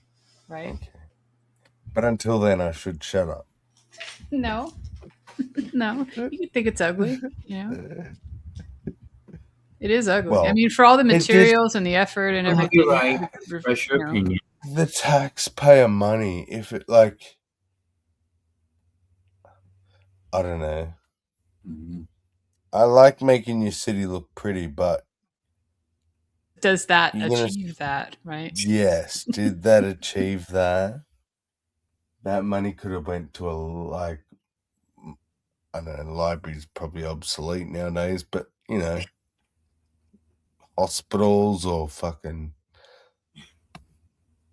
something useful. But what of the artist, Sammy? Artists need. No, he can sell his art, but I'm saying government. He sold it to the city. Not to the sell it privately. Some rich crazy bastard wants that in his yard. I mean, whole city, a council voted and approved it, so they obviously think it's all right. How much are they getting? Yeah. What kickbacks should stay or not. And in late 2022, at the cost of an additional $50,000, the sculpture was eventually moved to a different roundabout 2 miles north. Where So now they get rid of it. They took it down $50,000 and put it up somewhere else. Jesus Christ. This gets worse, doesn't it? It does. It's closer to 2 roundabouts. It's like a sunk cost fallacy. They're like, we can't just get rid of it. We spent all this money, so we'll just put it somewhere else. Also feature some of Brad Howe's sculptures. More of Brad Howe. Number 8, Talus Dome. Oh, this is interesting. We're moving back to Alberta, Canada, this time to the city of Edmonton. And what better place to put a $600,000 public art piece than the side of a busy highway? Built by Ball Noga's studio in 2011, Talus Dome is a welded pile of nearly 1,000 stainless steel spheres. This sculpture has been mocked. More balls. God. More balls to look at. But it's just... What about keeping it clean and all shiny and stuff? What about when it gets all dull and kind of like crappy? You gotta keep your balls clean. It's very important to keep your balls clean and shiny. But 50,000, Sandy. What's that? I was answering Sandy. She was like, "How much did it cost to move 50K?" Like in the countryside, in nature. Shit like that just, pardon the pun, sticks out like dog's balls. It doesn't go with me. Like, my brain's like, nah, it doesn't belong. Maybe that's the point. I don't know. Might miss the irony of modern art, but it's just nonsense to me. To me, it looks like an organized pile of Christmas ornaments. Yeah, just a big pile of balls. Yep. In the countryside. No one seems to know what it's supposed to be. Some people think it's a stack of marbles, while others see a giant pile of rabbit droppings that have been spray painted as if everything. Yes, there you go. Rabbit droppings. Alien droppings. In reality, Talus Dome derives its name from talus slopes, which are a geological formation. They are these piles of eroded rock that used to exist in the same spot as the sculpture before the highway was constructed here. It's surprising that this sculpture itself hasn't been eroded away by vandals, because it has been vandalized on 3 separate occasions so far with varying degrees of damage. But probably the best story surrounding the Talus Dome occurred in 2023 when a full-grown 26-year-old man tried to climb the Talus Dome, slipped in between the spheres, and became trapped inside. Oh! Dude is stuck inside the Talus balls. Look at this. It's got to be a fate worse than death, being stuck in the balls like that one. How'd you die? How did you die? I got trapped in balls. Got stuck in a pile of balls. Oh, God. Jesus. Damn. I hope he got out. Scene from The Incredibles, but luckily the fire department was called and the man was saved. and promptly fined $5,000 in criminal negligence charges in addition to the cost to repair the... Good. Hey, sir, did you ever get a call like that, sir? No. Hello? Yeah, I'm trapped in a big giant pile of balls. You know, the big ball statue. And then they had to destroy it more to get them out. Oh, jeez. Right? Some might argue that whole thing was part of the art. Yeah, they should have left him in there like the Sydney Harbour Bridge. When they were constructing the big pillars that support the massive bridge. Just let it start collecting bodies. A worker actually fell inside, and the wet concrete. They dug around, but they couldn't really do much. Like, what do you do inside a big swimming pool sized thing full of wet concrete? And so they've done that. Yes. Modern. It's not an X-ray, but like where they can radar see through radar, lidar or whatever it is. But yeah, and seen his skeleton still in the fucking concrete to this day. It's supposedly true about the Golden Gate Bridge too. Mm-hmm. Oh, it would be. Yeah. There was no work health and safety practices back then. There's stories Fuck, about they didn't even in New York that a couple people died in the concrete. Fucking, yeah. What a horrible way to die. That involuntary last breath that you take of liquid concrete. Yeah. But would have been stuck in balls. I think I'd rather be stuck in balls. Sculpture from the damage caused by the rescue, and I have a feeling that wasn't cheap either. Yeah. Number 7, Tilted Arc. We're ping-ponging back to the States, this time to New York City, in the year of 1981, when this massive sculpture was constructed right in the middle of the busy Foley Federal Plaza. What the fuck is that? Oh my god, that looks annoying. Fuck. I just want to walk straight ahead. What the fuck? You're gonna make me walk right around that fucking thing. Created by artist Richard Serra, Tilted Arc at first looks like a giant sheet of rust-covered steel. And that's exactly what it is. This somewhat inconveniently placed sculpture measured 12 feet tall and 2.5 inches thick.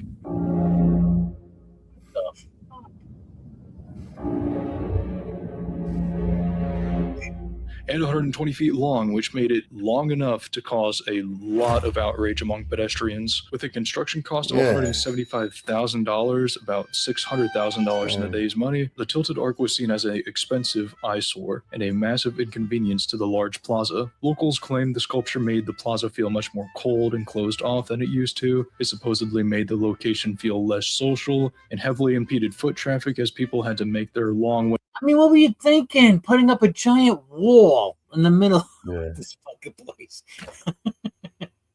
Maybe it was part of the artist's intent to cause irritation and annoyance, you know? Yes. And they allowed him But this is the thing about modern art and the public.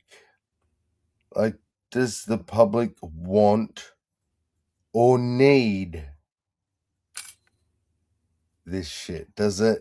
How does it benefit the public if it pisses everyone off, especially? It teaches patience and tolerance.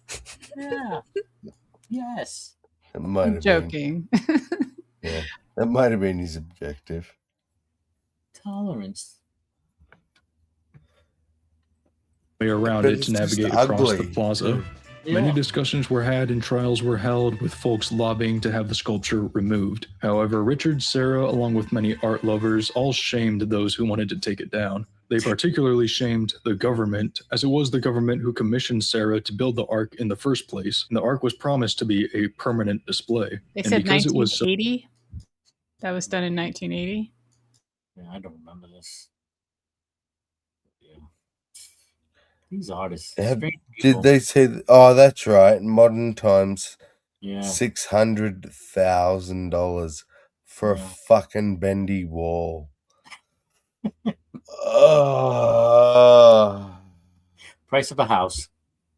So large and heavy, to remove it would mean destroying it. It was eventually ruled that because the art was funded by the government, it was thus owned by the government, and it was the government's decision to destroy it 8 years after its construction. Yes, to the joy of many, but to the dismay of many others, including Richard Serra. And although Serra just recently passed away in 2024, many of his works and sculptures still exist. Many very similar to, but much less controversial than, his Tilted Arc.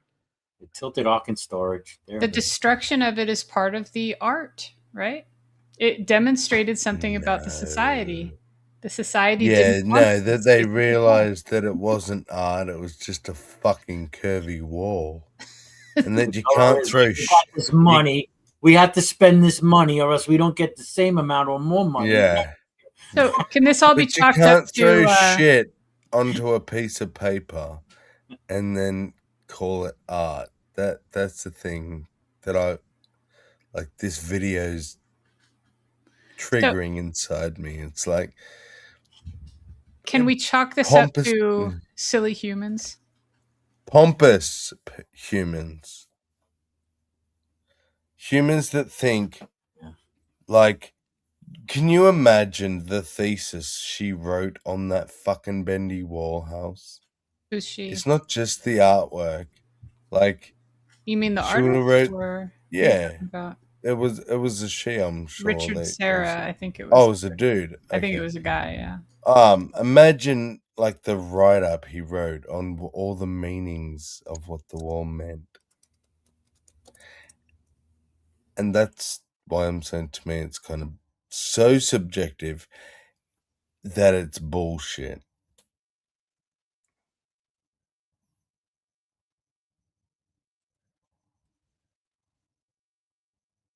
Number 6, The Embrace. The Embrace. We're staying on the East Coast, but moving to Boston, Massachusetts, where in 2023, this massive bronze sculpture was erected in the Boston Commons. The sculpture depicts the hugging arms of Dr. Martin Luther King Jr. and his wife, Coretta Scott King. Not too bad. Oh, not too bad. How are we supposed to know that those are their arms? Yeah, I mean, I wouldn't human know that. arms? You gotta read the plaque that they put there. Oh, so you have to like, okay. It actually lost meaning for me when he told me whose arms they were. Like, I think it's better just random arms. Just have it be human arms. Yeah. Be cool to take pictures under there too. Huh? You know, for the materials and the effort and the cost, I see that as much more worthwhile than what we've seen so far. The blue circle? Yeah, or the arch, or the hairy whatever that was that looks like plastic. The curvy wall. Yeah. That's what I'm saying. Like, pictures under here. Couples could take pictures under there, make a nice shot. That is that artist literally just look. What can you see behind? It's based off of this famous photo of Dr. King shortly arms. Huh? What could you see behind those arms? Martin Luther King. What do you mean? No. Like when the scene behind there. Go back to the arms. It looks like a big round thing. Like I don't know. A big curvy wall. Yeah. Yeah. Oh, you mean the little containment area? I will. Exactly. But it's a curvy wall, and that was supposedly the last fucking art piece. Was but it also seems like it's a bench. You see the it's like a place to sit and ponder the art. Yeah. So this one is actually far more useful. Got some functionality, yeah. See, that curved wall thing would have been way cooler if it had like something really interesting engraved across the whole goddamn thing, so that you could read it or something, you know. Exactly. More like a memorial wall. Something like that. That could have been a piece of steel from 9/11 and put it in a memorial and then have all the names on there, some shit like that. Because honestly, I'm not like, I am being a bit fucking pessimistic and silly, but the average Joe isn't going to look at that wall and think, what an amazing piece of art, like they would with these arms, for instance. They're going to go, why the fuck did they just stick this wall up in the middle of this plaza? Right. And honestly, the artist had to have known that this is going to piss people off. And maybe that was part of his intention, as weird as that seems, No, well, that's fine, but why is a city doing that? That's what I want to know. What were you going to say, King's legacy as a leader in the civil rights movement. So, what seems to be the problem here? The sculpture doesn't seem controversial, and although it cost about $10 million to build, it was largely funded through a nonprofit organization, not through the government. Well, it's nonprofit organization, $10 million. But still, waste. Spend that on fucking, I don't know, starving kids or the thing is, I'll be right back. I gotta take care of something.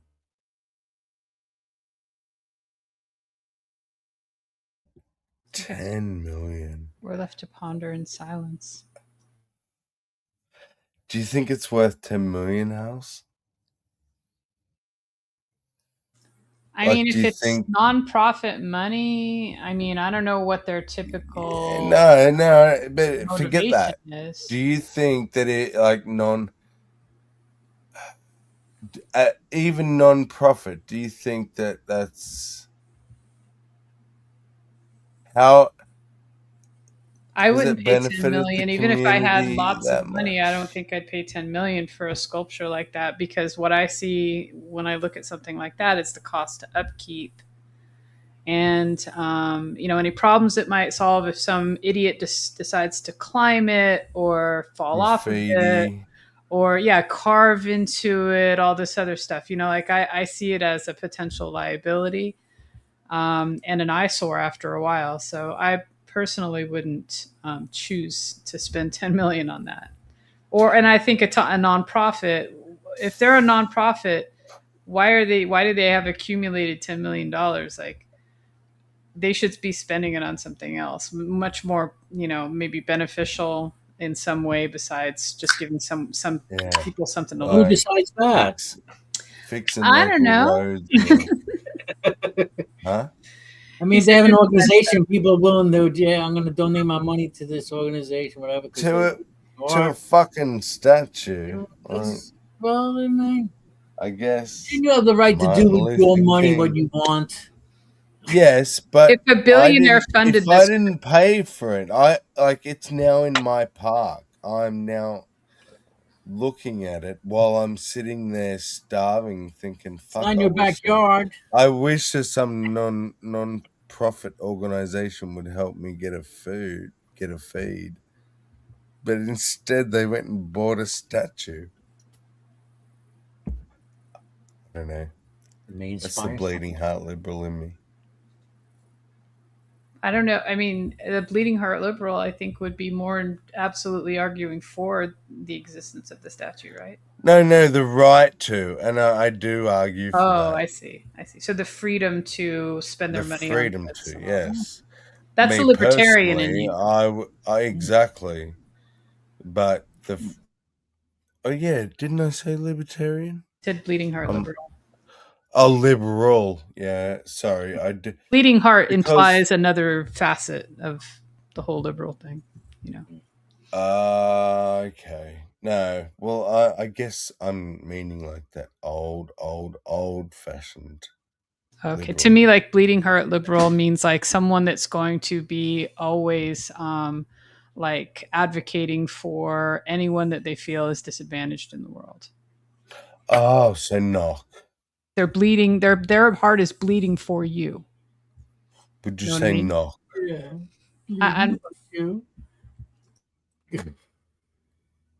Because I mean, he cries for like. Oh, fuck knock already. You have a lot of focus on him, Sammy. Sandy. Oh, or Sammy. Not really. I mean, he focused on me first. Yeah. True. No. Have I like spoke about him the whole night or something? No, you have referenced him a few times. Yeah, at the start, I said more than one anyone thing. else.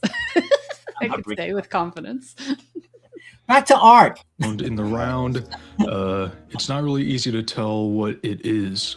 In fact, because the sculpture features no faces or obvious hints as to what it's supposed to represent. From that angle, what the fuck? Oh, that's I'm embracing ugly. a giant worm. Cock. It's a cock. Right? Represent. Many people who saw the sculpture for the first time saw a variety of different things from different angles. It's not the missing heads that's the atrocity, although people glam on to that.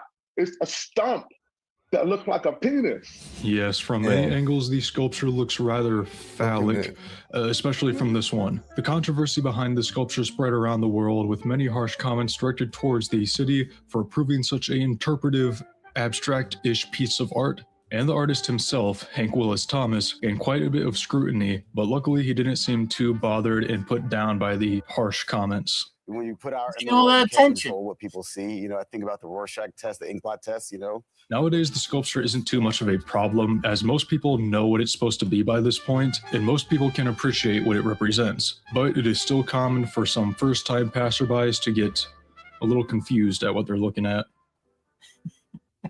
Number 5, the Caja Madrid obelisk. And we're finally escaping North America to Madrid, Spain, where in this big honkin' roundabout, you can find a big honkin' bronze spike. Built in 2009 and designed by architect Santiago Calatrava, this structure was supposed to be a grand... What do you think about that? A spike.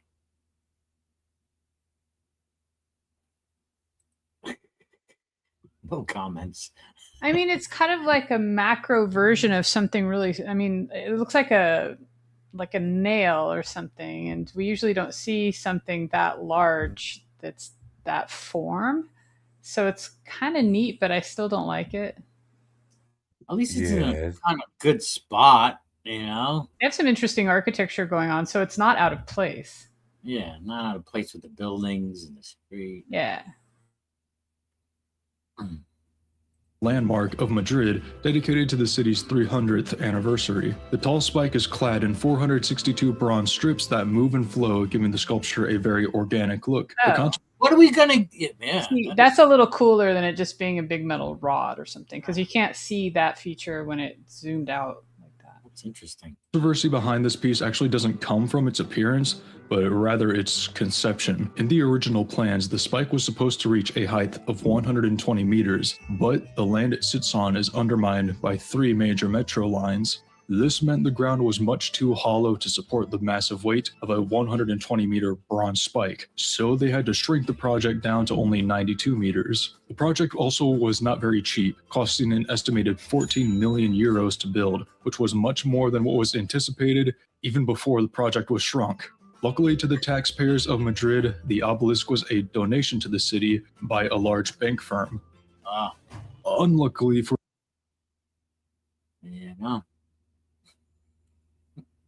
Donated art is much better than taxpayer-funded art. Yeah. For the taxpayers, once the construction cost was initially increased, the bank requested the city to donate a large lump sum of cash to help support the construction of the city's own gift. Luckily for the taxpayers of the city was able to refuse this request, and the bank was able to cough up enough money to finish their own project.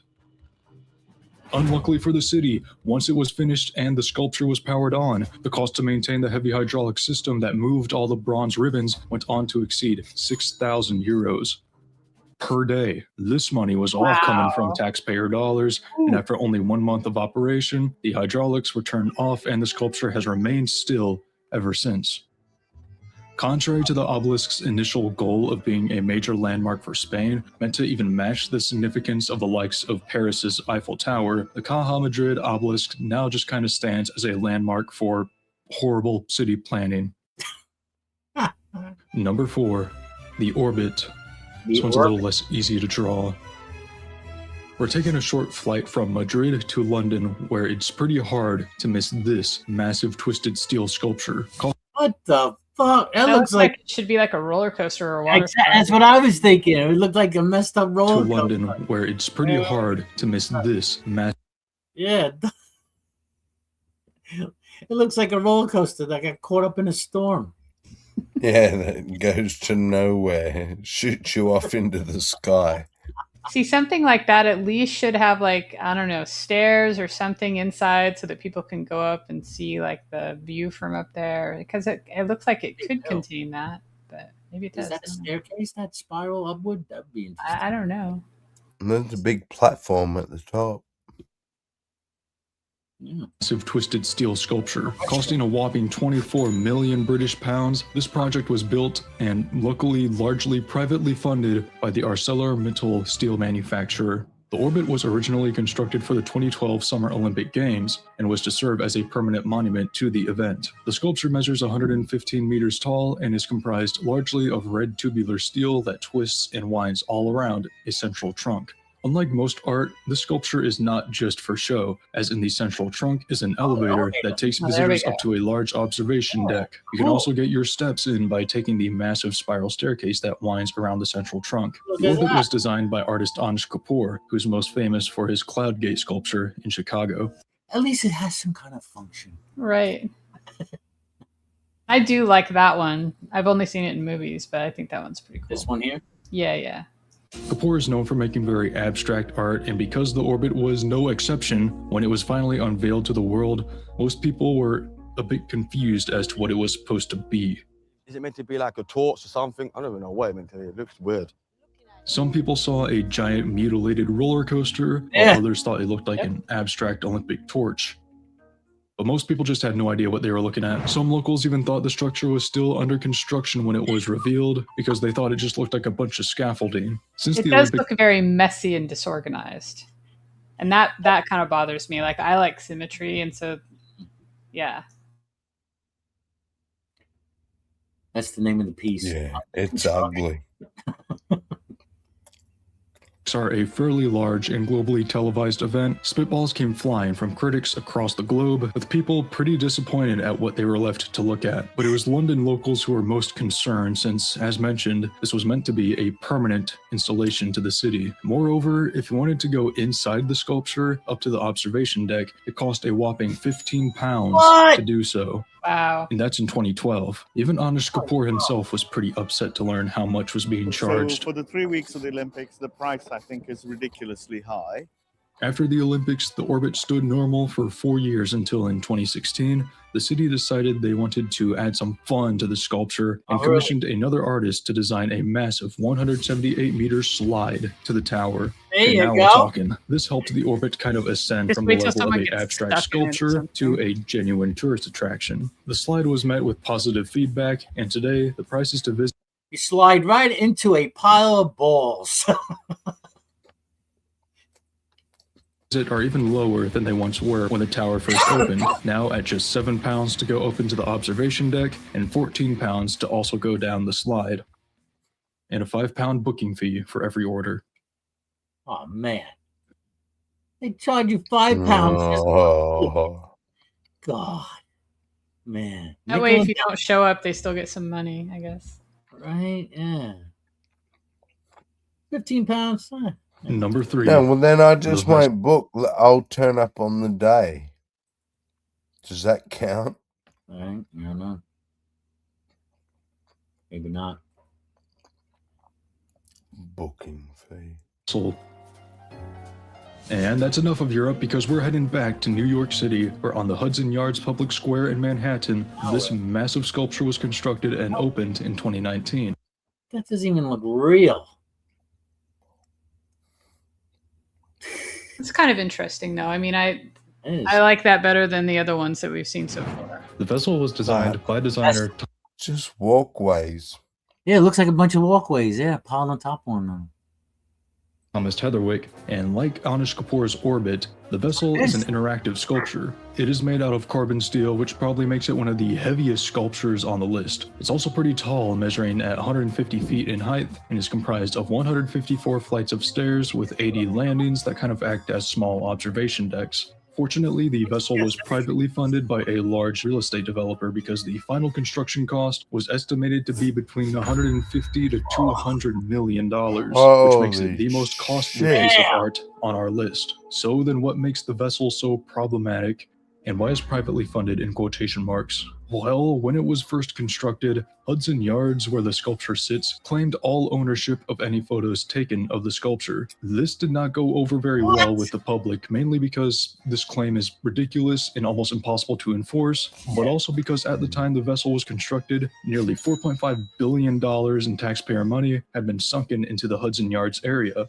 And who is one of the main real estate developers in Hudson Yards? The same developer that paid for the construction of the vessel. Ooh, yeah, so this was not a very good look for the developer or the Hudson Yards as a location, and they promptly retracted their strict photo policy. Aside from this hubbub, the actual appearance of the piece was also a little controversial. Some criticized the piece for being a useless staircase to nowhere, and many think it just looks like a giant shawarma. The vessel has also been slated as not being very wheelchair accessible. In fact, most staircases aren't, according to my research, although it does feature a single glass elevator that can take guests up to the top observation deck. It's a pretty slow and low capacity ride for an area as busy as New York City. And if you want to go to the top level of the structure today, you can't because it is closed off to the public. Why? Well, that's why.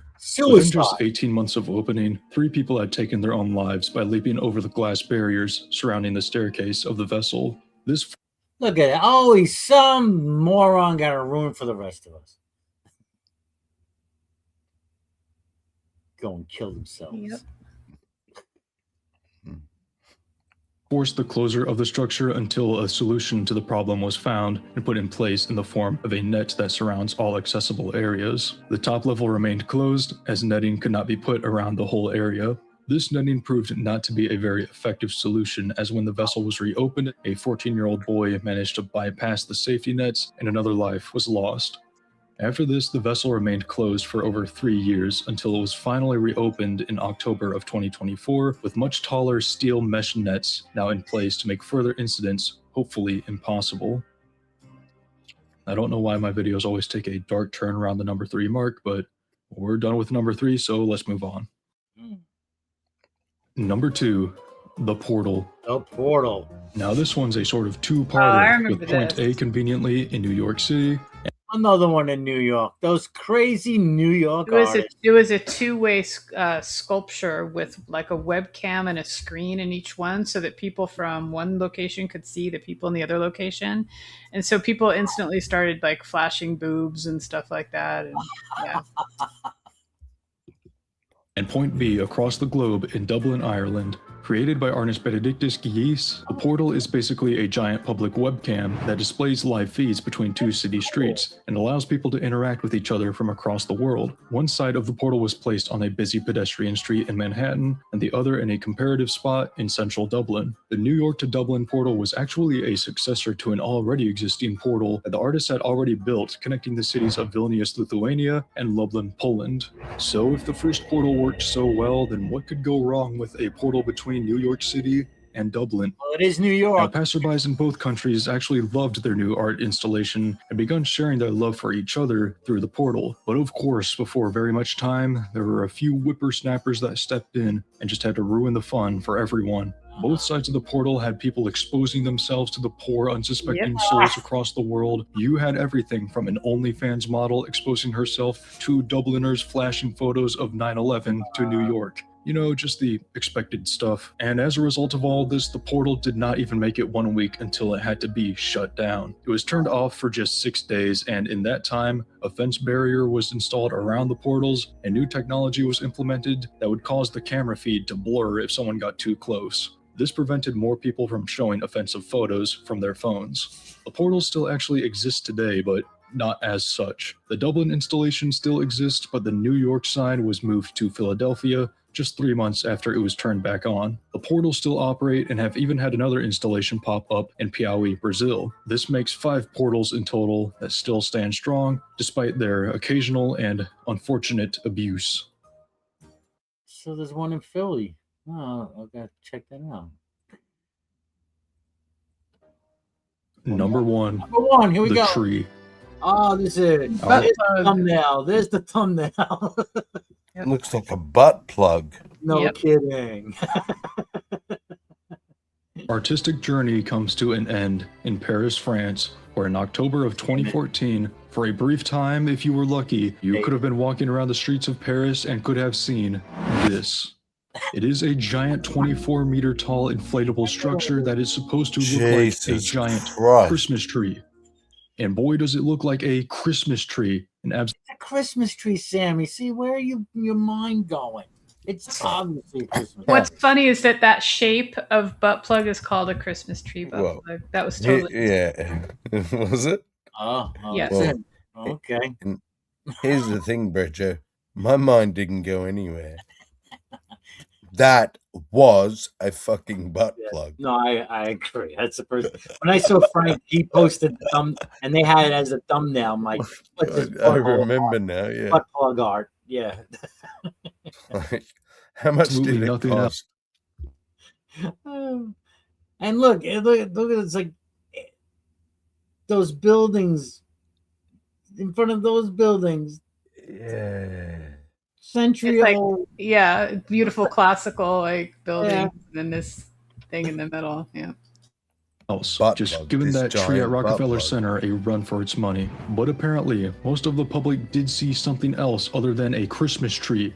I can't imagine what. And criticism came flying right away. In fact, the backlash for this piece was so swift that as it was being installed and publicly inflated for the first time, the tree's artist, Paul McCarthy, was brutally attacked and beaten by a passerby. Paul McCarthy was already known for creating controversial pieces in the Christmas spirit, most notably this one. Just keep using your imagination as to why this one is controversial as well. See, this guy's got a butt plug obsession. Yes. And taxpayers are paying for his fucking weird asshole obsession with Christmas. What the fuck? You know what? Maybe we just because the public needs the distraction. No. I blame Wildheart. Drunk Wildheart. Quick check. Just curious. Huh? What? You intoxicated? No. Okay. I heard your stream earlier with you yelling on the phone with someone. Yelling here. Get out of here. Well, don't make it public. It was public already. I'm saying don't bring it up on air because Roger doesn't know. Okay. Oh, okay. Fuck's sake. Sorry. Oh, well, it'll come out sooner or later. Just behave yourself, man. Yeah, no, I'll be good. All right. We already know what to expect from you. That's the thing. All right. And can I just say, Roger, I love you. Oh, yeah. Sure. No, you don't love me. Then you are drunk. See, now you are drunk. Now I know you're drunk. No, I'm not. You need a butt plug. That's what you need, Mama. You need complete. Photos of the phallic inflatable spread like wildfire, and many were pretty furious that this now stood as a massive, unavoidable landmark in the city. It only took about a week until a group of vandals was bold enough to take action and destroyed the entire massive sculpture by hand, which just consisted of cutting power to the blowers that kept the thing inflated. The tree could have been easily re-inflated so as to actually make it to Christmas, but Paul McCarthy himself actually decided against it, and it was permanently removed from the streets of Paris. So in the end, most of the city and the world hated the sculpture. Not everyone, some people. I wonder if they acted as a green screen. That could have, That could work. Yeah. Well, that dude, he's better. Yeah, look at him. Giving it a little kiss. Wanted it to stay, but most people hated it, and it was quickly removed with consent from the artist. So did anything good come of the tree? Well, a couple local specialty shops did see a massive increase in sales of one particular item. What were they called? Oh yeah, butt plug. So there's my list here. If I sound a little different, it's because I've contracted the flu whilst editing this video. But that's besides the point. There are hundreds and possible. Oh my god! Oh, I like that. I like that first one. It's a handyman. Sorry. I like that first one. Yeah. Possibly thousands of other controversial art pieces out there in the world. And if you want to learn about more, I suggest That looks like a piece of crap. Yeah, it is straight up. That art, what do you think of my art? It's a piece of crap. Literally. Yeah. if you watch this video from Building Tales here on YouTube, you should watch it not only because he covers the Santa Claus sculpture here in more detail, but also because he covers a bunch of other stuff we did not look at. Sunbather. Right. So, sorry, why is he being commissioned to do these sculptures? Obviously, no one likes them. I'm just wondering. No, well, councillors do, because councillors that approve this fucking dog shit. Like Bridger said, he thinks it's all laundering. Or some kind of favor. Help my buddy, my artist buddy here. Let him, blah, blah, blah, and I'll put up, such and such, whatever. And also you should watch it because he uploaded this video when I was in the middle of making mine, and now I feel like a content thief. So go watch it. That's it. There you go. Well, that was interesting. Oh, Thank you, Frank, for the suggestion. If you're out there, Frank, thank you. Yeah, although he has like 16,000 subscribers, so he must be doing something decent. Do you know what I mean? I think Will had something he wants to say. This switch gears gears. Go on. So, what is this? AO going political. Short. You still here, William? A short? Yeah, I'm here. Okay. AOC on redistricting fight. The North to pull up to the South. Okay. New York. I am here today because I want to make sure that we all understand That voice. that Montgomery is not alone. It is time for the North to pull up to the South. It is time for New York to pull up to Alabama. It is time for all of us to come to Georgia, to Louisiana, to Tennessee, to Mississippi, and let them know exactly what they have uncovered with this justice. I am here today. What is this even real? It's absolutely real. I don't even know what she's trying to say. She sounds like a mouse. You know what pull up means. You know what it means to pull up on somebody. Mississippi, Georgia. Yeah, Locket Socket recently said it. He wants to pull up on trans peoples in the street.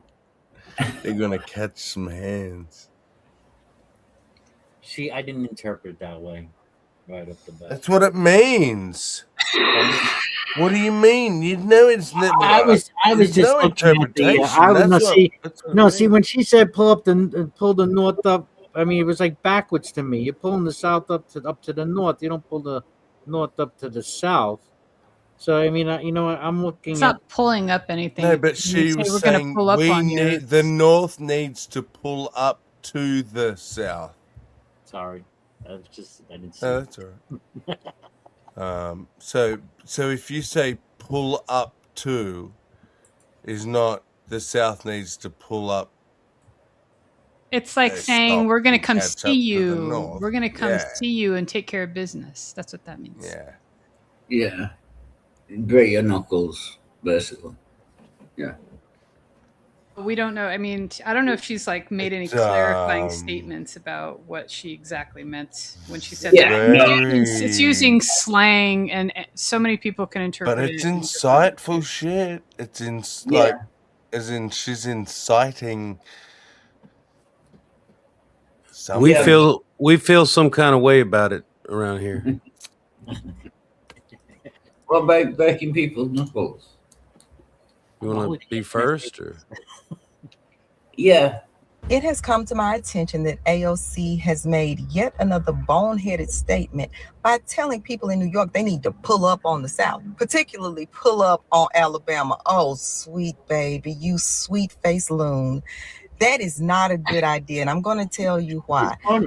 Listen, we know that they tell you anything because their voter base does not read or research none of that. They could tell y'all anything and y'all will believe it. But I want to issue a stern warning to you. Do not take her advice and pull up on Alabama. I stated in one of my previous videos, we have these things called YNs and we have these things called rednecks, and they will not hesitate to unite. YNs do this thing for fun that they call Swiss cheese in your ass. And I'm gonna give you a clue on what that means. That means they turn you into Swiss cheese, a colander, a sifter. They let air out your ass. They do it for fun. Don't ask me, it's just something they do. As far as the rednecks, they can hit a bird going 30 miles per hour because they were hungry and wanted something to eat. They could do it in their sleep. It's what they do. It's their way of having fun. And they will get together and get you out of here. Now, as far as the other dangers of the... She's funny. Yeah, can I just say she's wrong? Technically, you can't hit pigeons. Like, they have very good eyesight. Like, no, you can't do that. Do you really think you can't shoot a pigeon? No, not shoot a pigeon. You can shoot a pigeon. But I'm saying they have... What? No, they have very good eyesight. So they have like Wildheart. She's saying that Southern people shoot birds in the sky and eat them. They don't miss. Okay. I know that's foreign because you guys don't have guns, but she's talking about guns. Yeah, but can I say? Yeah, say. Can I say Nerdy Rodent is sticking up for me in the side chat? Yeah. Yeah. Somebody ought to. Fellow Brit. We don't want you to come down here and fall in a wild hog pen. They will never hear from you again.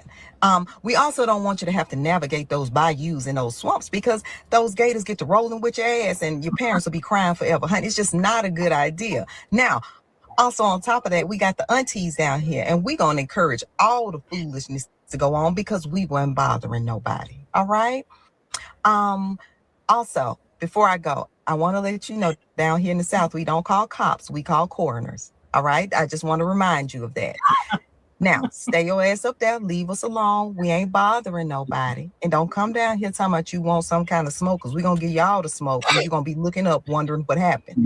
And when I say looking up, I don't mean off the ground, baby. No, I mean in thou should lift up thine eyes. So, just go on, stay up there, leave us alone. We ain't bothering nobody. We don't want no trouble. And don't listen to AOC ever again. You have a good day now. Yeah, listen, I can understand her more than I can understand Wildheart at the time. It's all right. So I was having a hard time understanding the American person. Funny. Yeah. Funny. See, Sandy can translate it. All right, nerdy. Pretty much, don't mess with the South. Yeah, there's your translation. I think stay your ass where it's at right now is a pretty clear statement in all languages. Stay your ass put. Yeah. I mean, every state, I mean, maybe not every, but a lot of states would respond to any federal power coming into their state to make things different than they are, you know, as they exist. Because the people of that state are going to be like, fuck you, you keep the fuck out of here. We don't need your help. We take care of our own business. Fuck off. What was AOC trying to say there? I mean, I have no idea. She's what? She's still repping New York. Is he a senator? Right, senator. That's the funny thing about trying to say something. It don't matter what you was trying to say. It's what you actually said and how people interpret what you said. That was a speech given in Alabama. So, I don't know. Like, Alabama. Sorry. Is she campaigning? Is she campaigning? Is she testing the ground? She's testing the waters there. Yes. Yeah, that's what she's doing. No words during a campaign trail should ever be trusted. Never. Well, she's going to get people all kinds of disappointed. to be polite about it. Because we're not real keen to change down here. Oh yeah, because you said, oh, I can't say that word. Can I mean, you can say it. I'd be surprised if you could spell it. RET.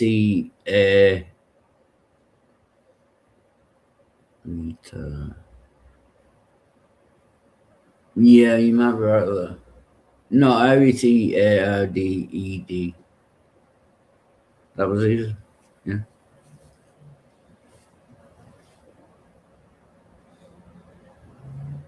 Yeah, unlike the Americans, I can actually.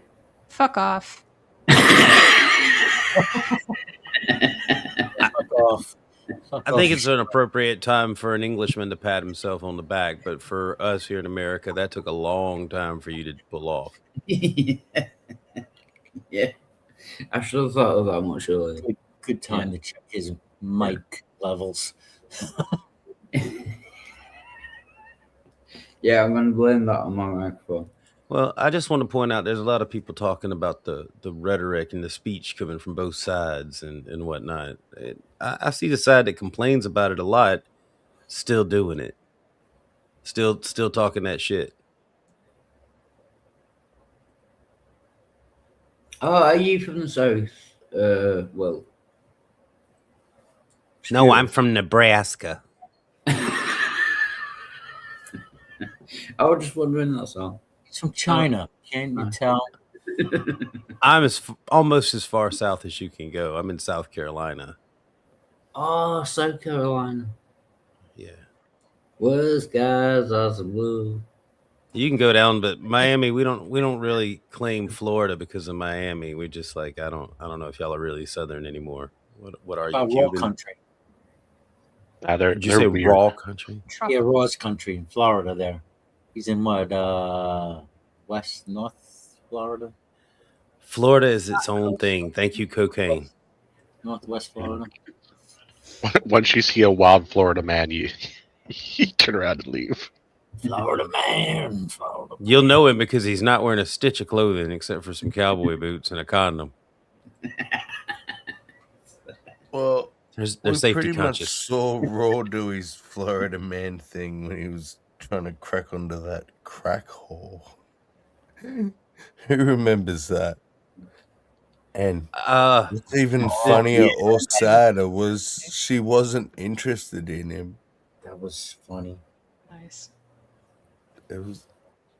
I was sad for him, but it was so sad. I didn't laugh. I'm laughing now, but at the time it was really sad. You were like, what the fuck you doing, Raw? He was the only one that didn't know that he was the joke. I mean, it was bad. What would Jesus say, Raw? Yeah. Ouch, stop fucking nailing me into this piece of wood, you pricks. You would have an English accent. Yeah. Well, he invented the English. Yeah.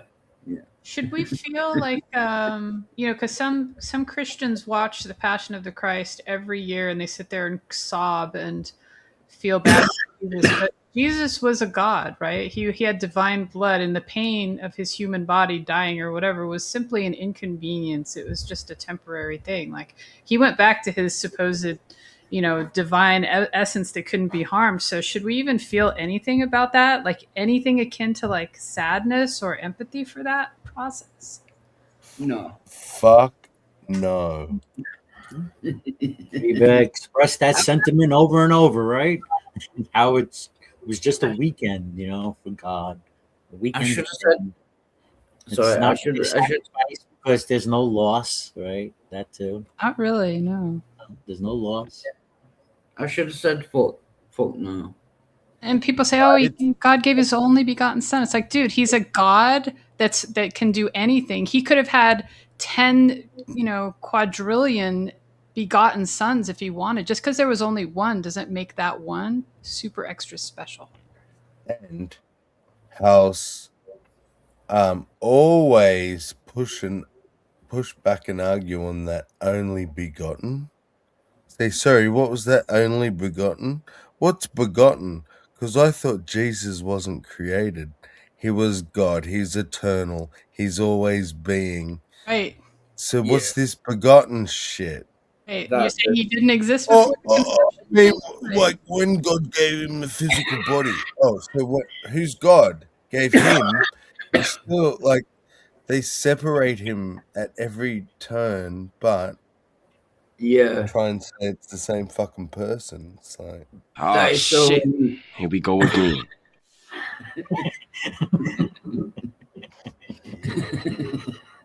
that is so like against like if Jesus is God, yeah, then it ruins everything. Carry on. I'll think about that. How did we get to Jesus? Sorry, I think that ought to be on a T-shirt. If Jesus is God, that ruins everything. I love it. I like that too.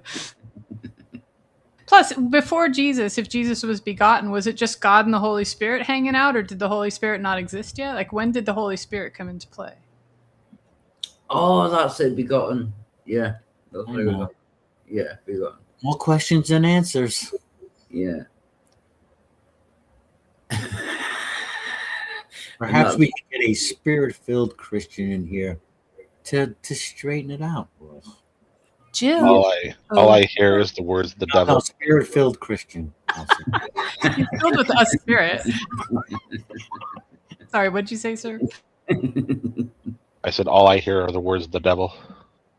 The devil. I am a devil's advocate, I suppose.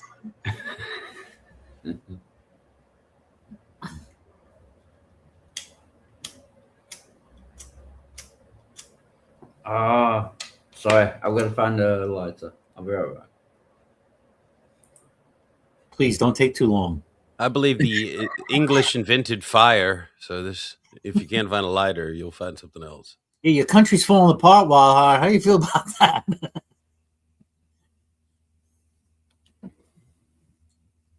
Look at his apartment. That's Yeah, how what I is- feel well, about it. the English invented falling apart. So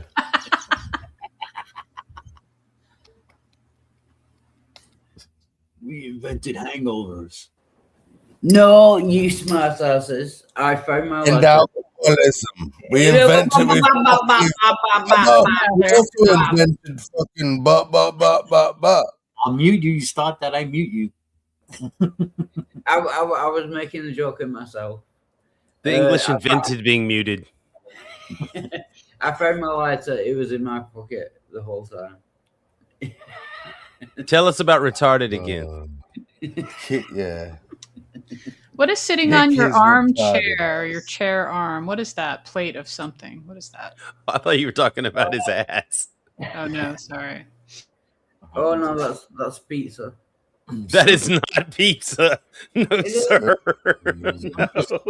That's a, Rub it on your nipples. that's How a long has it biscuit been with there? tomato sauce in it. That is pizza. 5 boroughs. What is that? New York? Is that a New York City shirt you have on? Because it's 5 boroughs in New York City. Yeah, no, that is a pizza. No, it is New York City. Sure, he doesn't know what you're talking about, and that's not a pizza. It's like that you're wearing a New York T-shirt and holding that and saying it's pizza. You're right. The English invented pizza. Yeah, that's a you're insult. That you know how you're insultive you are right now. I can't believe they that also New invented Yorker and pizza. rubbing things on their nipples. Get the box. I wanted him to put Get his the elbow box. in it. Really I bad. want to know what company's responsible for this atrocity. I'm sorry, Wildheart. No. Wearing a New York City Oh, shirt don't make your pizza taste like it's from New York.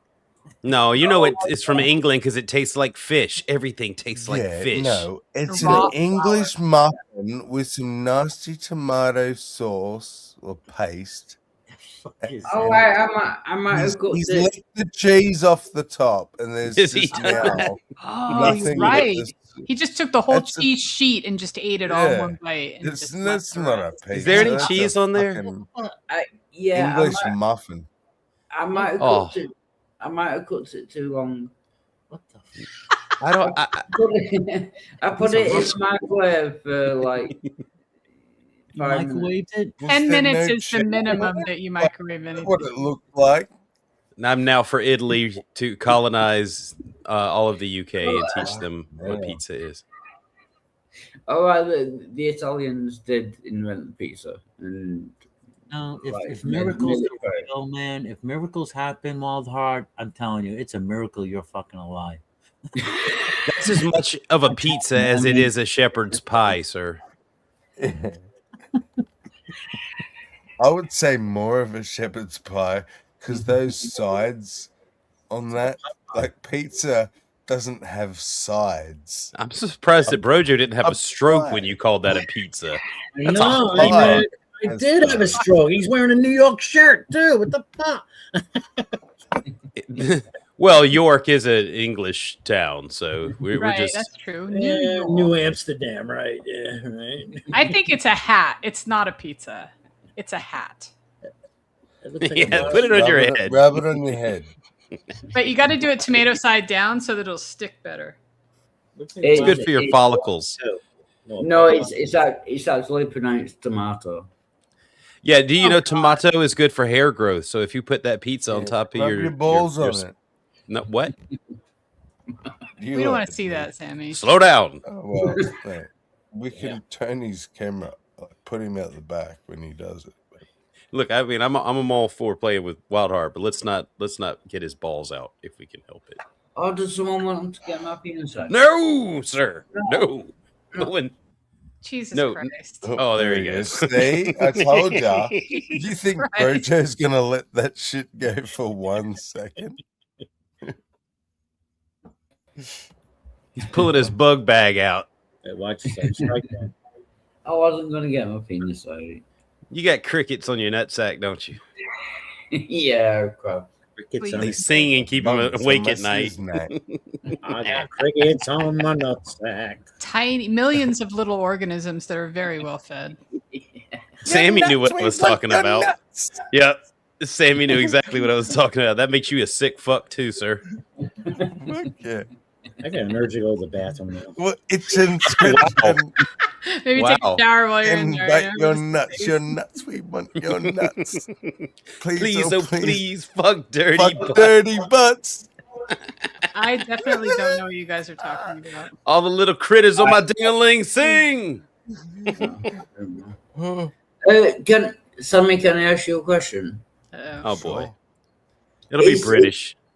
No, it's a weather-related question. It's very hot over here. I'm just wondering if it's hot because I know kind of opposite. It's geography now. Yeah. We've gone to geography and meteorology. It's been cold. It's coming up on the cold cold season. and rainy. The British invented weather. Yeah. And on Australia, Christmas is like in the middle of summer, right? Yeah. Yeah. Hey, guess what, Wildheart? You know what the British didn't invent? Air conditioners. Yes. I've actually got a No, that's a fan. That's a fan. That's not a fucking air conditioner. I know it's not an air conditioner, but it's technically like one. No. Yeah. Right. British Okay. invented Let's just say that it's true that the British invented fans. Yeah. Okay. All right. But then Americans invented air conditioner, probably some European import, but still. So isn't that like a macro or a microcosm of a macro scenario? Like you guys start a thing and then we just do it so much better. No, because if the British people invented air conditioning, which we did. You didn't. Then it will be wrong to say that the Americans invented. Where's your air conditioner right now? It's there. That's not it. That's a fan. Well, that's a fan. And let's use another example. Let's pull up a picture of an American pizza, and then let's look at that fucking thing on the plate behind Wild Heart. Oh, see now you're Modern talking very dangerous. Air conditioning was invented by an American engineer. Train, right? Is it Trane? No, Willis Carrier AC. Oh, Carrier. That's right. Yes. Carrier. 1902. designed the first system to artificially control both temperature and humidity to solve a moisture issue at a Brooklyn printing plant. Brooklyn. Nice. Thank you, Mr. whatever his name was. And you know what people in Brooklyn are doing right now? They're being comfortable. They're not sweating. It's not humid and stinky on their couches like yours while they try to eat a hockey puck covered in tomato sauce. However, in 1842, Dr. John Gorey, a Florida physician, created a primitive cooling system using a compressor to make ice, which he used to cool down hospital rooms. What about swamp coolers? Those work on a different premise, but a lot of people use those. So we did invent thing. You're not air gonna conditioning? like this? No, you didn't invent air conditioning at all. The only thing that British knew about cooling off was walking the plank. Yeah, that's disappointing. And guess who received a patent for the first portable air conditioning unit? Who? An African American inventor. Ooh. Named Frederick. Elon Musk. Frederick McKinley Jones. There you go. So, the more That's you a know. white name. Oh yeah, I want to go with the English also invented Italy. So if we invent, if we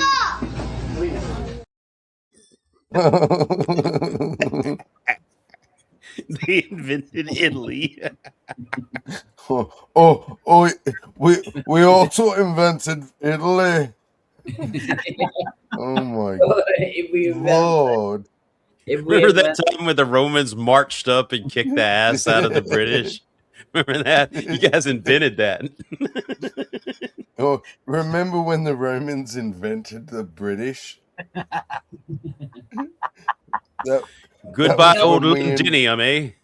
Yeah, that's when we invented the Romans. No, but I'm saying if we invented every country, which we did, You did. that would make everything that was invented. Lockhart, you understand that just because you guys pointed at things and said, we're going to call that this, and the rest of you, you didn't invent it, you just pointed at it and gave it a title. Yeah. One might like to shove his cock in that. Would thou We be invented that. interested? Oh, Bob makes a good point. One thing is for sure, the British didn't invent dental care products. Oof. Oh, yeah. Oh, that hurts right to the bone. I mean, but he's got like the Right evidence to the is sitting in teeth. front of us. Wildheart, would you like to put your teeth in the camera? There's no excuse now since they have dentistry now. There's no reason to not have, It's a cultural thing. It's a tradition. They get turned on by crooked dental work. The only thing the British didn't invent. They like the scratchy on the cock when they're getting head. Sorry. They don't do head in Europe, do they? No, I think you beat me with the teeth thing because I can't. I've not. Oh, I just remembered the joke. Why couldn't humans? Why couldn't God they make didn't- humans more like sharks, and where your teeth are just replaced? Replace. You know, they didn't vote blowjobs in Ireland until 1997, I think. I don't think they have any blowjobs. Let me have my joke out before I forget it. I'll calm down. Do the one about the Jew on the lawn. Yeah, if you want your comeback, you'll have to request it from your mother's teeth. Oh, well. Is this where we laugh? Yeah. British invented bad jokes. Yeah.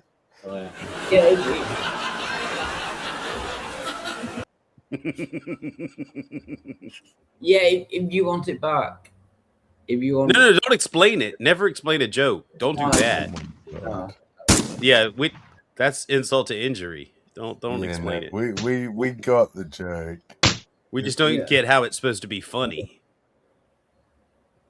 If you want my comeback, I should put it in context. Oh yeah, you just realised that you fucked it up. You fucking I idiot. don't hear the punch. I don't hear my punches. Do you hear the punch?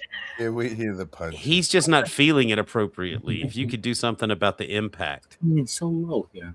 I was just saying, like, to give it in context, it was Jimmy Carr in a. Yes. What's your comeback? He's like, you want me to give you? You want my comeback? Yeah. You better ask your mum. See, that's funny, isn't it? Yeah, it was funny when Sammy said it for some reason. Yeah, delivered properly, but you just started talking about your cum. But you not only said not your cum, you said like our cum, which makes Our no cum, sense. yeah. Like yeah. you had it already or something. It was weird. If you want your cum back, you have to get it off your mum's teeth. Okay. What?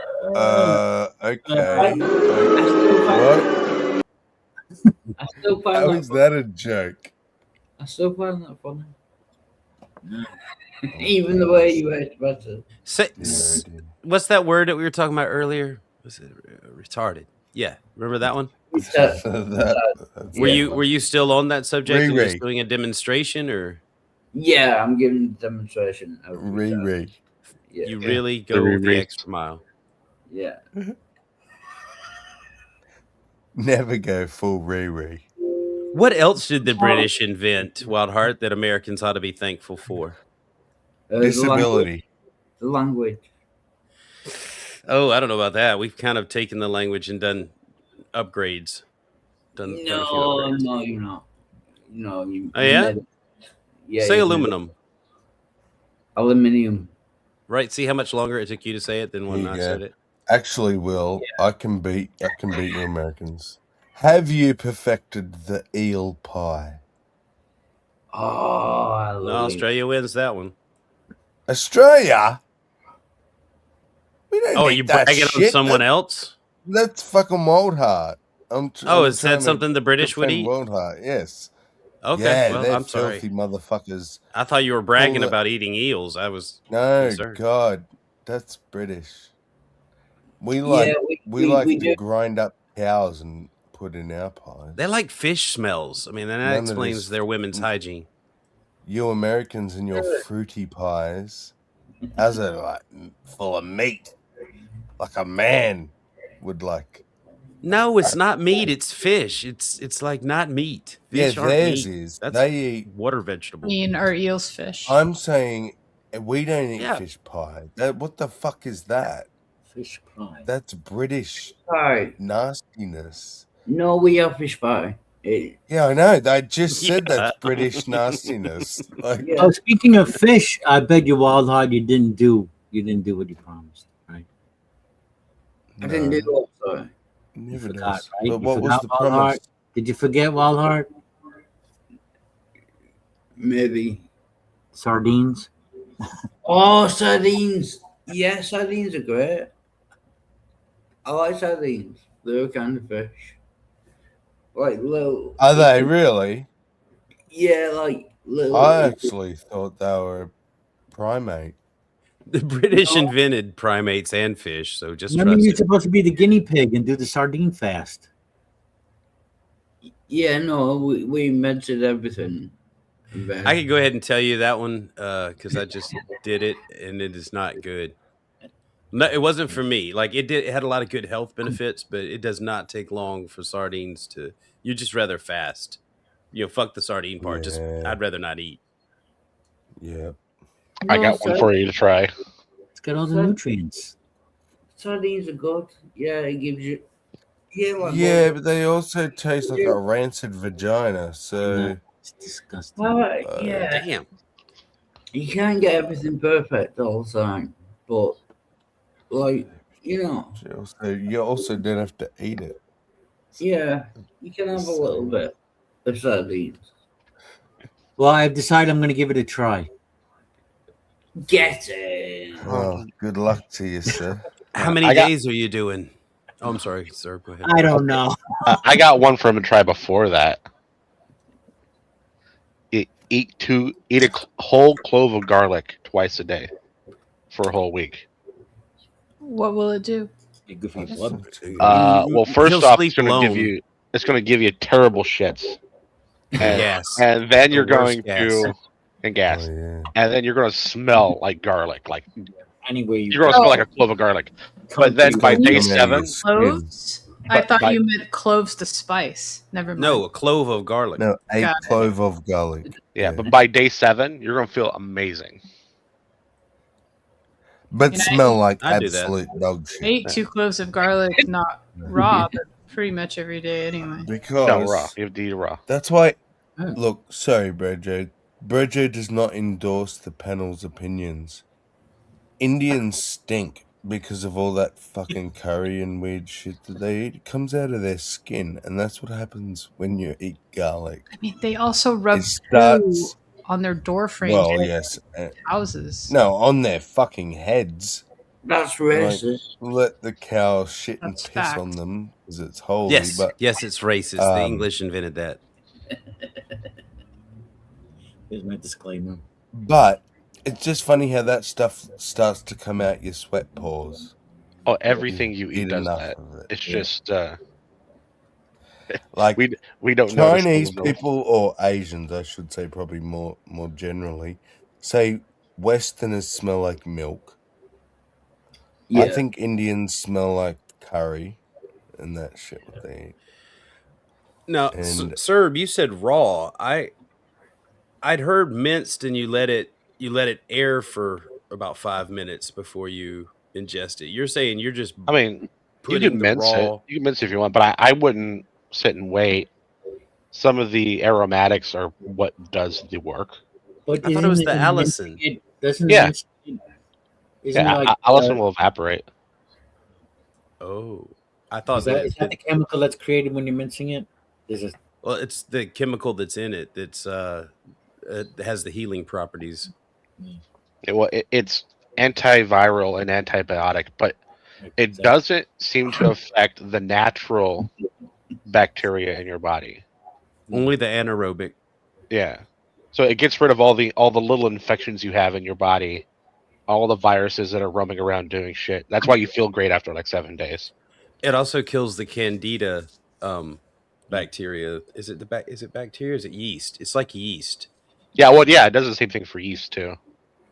But it causes this die-off, which means that you're gonna fart a lot, and it's gonna be like garlic Italian beefsteak in your house for like a week. It's gonna be rough. I've done it. It was minced, and it was like 2 big ass tablespoons a day. And fuck, man, my family was just like, "Could you just live outside?"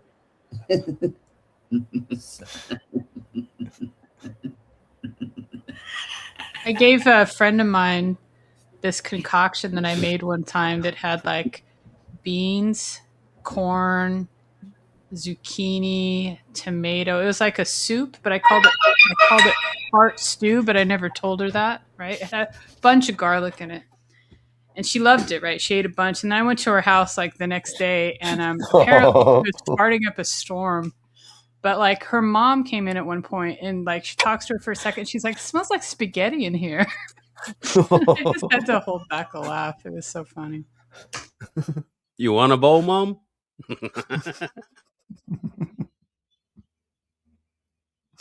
I got the mince. You just need to cook some pasta. Well, honestly, he could do both, right? He could do the sardines and the garlic at the same time. Oh man, he could only improve the smell of his house, though. I was doing taking golf for a while, but then didn't. Now I'm down. I'm taking a supplement, a garlic powder kind of thing. It's supposed to help with blood It's definitely pressure. not going to be as good. I wouldn't. I mean, that's not going to be as good. Also, a constant dosage of it doesn't do a whole lot. Right? You need a concentrated dose for a short period of time. Be like a shock to the system. Is that what you're saying? Sort of? Yeah, shock to everybody near you. I mean, it's still good for you. Not your social life. Right. So eating garlic's fine, but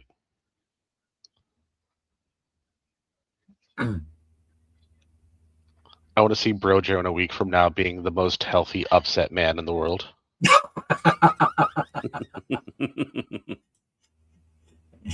You know what? I've got all this energy and I want to break and the something. loneliest too, because nobody could stand the smell of sardines and garlic. I think the garlic would cancel out any smell from any sardines. Like just your eyes would water.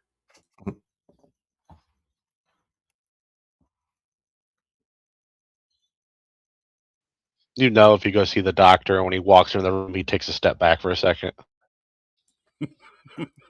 Oh. Oh, someone muted me. Oh, did I do that myself? Oh, no, your phone rang, you imbecile. Who could that been? Who could that been? Yeah, no, sardines are quite impotent or potent. Yeah. Which word is that you're going for? What word? Potent. They're very potent. You mean scent? The smell of them are potent? Yeah. Yeah. So not They're very- impotent or important, but potent. Yeah, potent. Yeah. What? Not important. Important. Look, Important. learn the English fucking language. You know what I mean? Where are they Know what imported I mean? from? Know what I mean? Know what I mean? Know what I mean? Learn the language. Know what I mean? No, it's No. one word for you, isn't Oi. it? Oi, Know we what I mean? fucking invented the language. Oi. Oh, what a... Get a bottle Know of what I water. mean? Know what I mean? Fucking bottle of water. Get married. Potent. Married. Married. Yeah. When You sound like you got a roll of quarters in your mouth. Potent. Or like a mouthful of mashed potatoes. Bottle of water. Or a butt plug. Fee, fi, fo, fum. Get that butt What's plug. this weird shit on my thumb? What's that fish called? What, the sardine? Yeah, sardines are quite important. You know what's really good with sardines? Vodka. That's what's good with sardines. Speaking of which, are we right? Of course. Oh, No. Make it stinky. That's what he's really trying to say. Look, let's not make him lie, okay? Let's not make him lie and pretend. He's at least being honest about what he is now.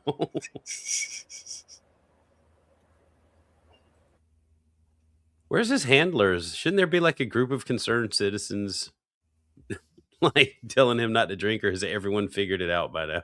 What's up, Dwayne? Yeah. It is what it is, I guess. It is what it is. There's no changing it. I think you're right. I have to ask him when he gets back, but I think he got cut off because they realized he's not retarded. He's just retarded. Like, but from alcohol, retarded. Not from retardedness. Tarded, not retarded, just regular tarded. He's original tarded. He's not retarding. He's OG. He's retard classic. He's pre-tarded. Retard. We mentioned retarded. Yes, you did. You revolutionized it. That's like prehab. Personally, that's like failing prehab. Now you even failed prehab now. No, we can change topic. No. I think that we found the part of the British we culture. We found the part of the British culture that Wildheart is specializing in, which is developing new ways to be retarded. You know, Wildheart, I was really hoping never to play a song ever again. Oh no, you can play something. You can play something. Yeah, you missed the point. He didn't want to play the song. Yeah. But he didn't want to. I made a song about it. I was like, wow, it's like Wildheart, I might never have to play this song ever again. But you proved me wrong. He went drinking again. But I don't want to make it all about me, so we can change topic after the. Well, what if we just want to make it all about you, Everybody David? needs to have fun making it about you right now. You popped on by. You pulled With up your- on us. With your little hiccups.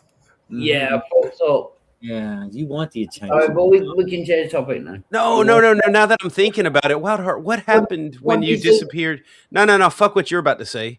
What happened to your little trip to rehab or whatever that you were doing? What? Because you were. Said you were, no. No. Yeah, how did you get out? You know, But he I went jumped out the to window. rehab yesterday, and I forgot it was bank holiday Monday. You did who? Bank holiday. I He had a forgot. public holiday, so he got really pissed. Yeah. Oh, is that a rule in England or whatever that on holidays you must piss yourself on your couch? Couldn't go and be accountable at prehab or whatever it's called. But to be fair, okay, no, not to be fair. To be pointed, did you ever really want to go to rehab? No, be honest. Don't lie. No. Don't lie, you people pleaser. No, they try to make me go rehab. I said no. Right, it wasn't your idea. It wasn't your idea to go to rehab, was it? No. Yeah, I do. Around him. Now he can't even make it through prehab. Went to rehab, got left back, went to prehab. Well, I mean, I'm trying to win an argument here. So you're saying you genuinely did want to quit, Wildheart? Like somewhere down in your pickled heart. Yeah. You do want to, but you just Yeah, I mean, you must know Sammy and Will. I'm presuming things at this point, but you must know what it's like to. Addiction's fucked, man. I get it. You know, the mental but that doesn't answer my question. My question was, did you really, truly want to go to rehab? I wanted to go to rehab if it would make me better, but. Did you think it would make you better just by changing the location of where you spend your time? No. What did you think was going to happen at rehab that was going to make you want the thing that you want to want? I don't know. I mean, you want to not drink, right? Yeah. But you do want to drink. Yeah. Want not to drink. Yeah, he desires to not want to drink. He wishes that he wanted to not drink. The problem is not the drinking. Self-control. What is it? Yeah, no. Well, symptoms. Yes, Brojo. You segued into it, Will, and I said this before you went in. I said, like rehab and prehab and detox and all that bullshit's fantastic. What is in place for you to deal with the reason why you fucking down a bottle of vodka a night when you get out of that stuff and you're like, oh, they have what you call prehab, which should be called post-hab because apparently it's afterwards, not before, which is what, half a day if it's not a public holiday, or like, it doesn't sound like very good. What I'm saying is the system isn't there after you get out of that place. So really going to that place is fucking useless if you don't have equally good supports after the fact. Yeah, I agree with everything you're saying. It's just I don't want to take over the channel, so Bojo. Yeah, well, it's not your choice. That's not the truth. That's not the truth. It's not about you not wanting to take over the channel. You just don't like the criticism. That could be true also. No, it's not also true. It is true. It's the thing that is true. You do like to be talked about. You just don't want it to be all about your problem. You'd rather it be about how great you are. Oh yeah. Okay. Yeah, before. Before 20, Bring us a Grab Christian, minute please. straws. What can I do to get this? I got to go feed on Christians somewhere. Yeah. Oh, what are you gonna do? I don't just know, but imagined you like noshing on a leg bone, you know. Exactly. I'm gonna munch on their 420 on their calf.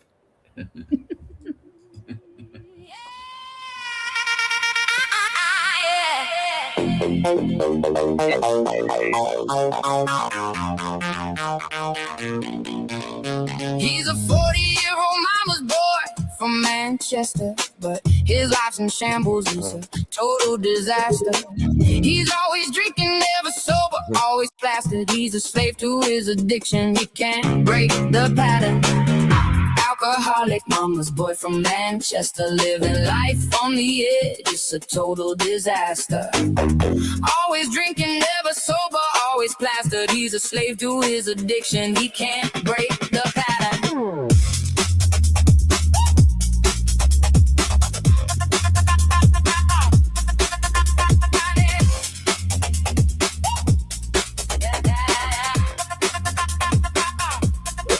He's lost his job, he's lost his friends. He's lost his way, but he can't stop drinking. He does it every day. He's a broken man. He's in a downward spiral. He needs help, but he's too proud to ask for a revival. Alcoholic mama's boy from Manchester, living life on the edge. It's a total disaster. Always drinking, never sober, always plastered. He's a slave to his addiction. He can't break the pattern, pattern, pattern, pattern, pattern, pattern, pattern.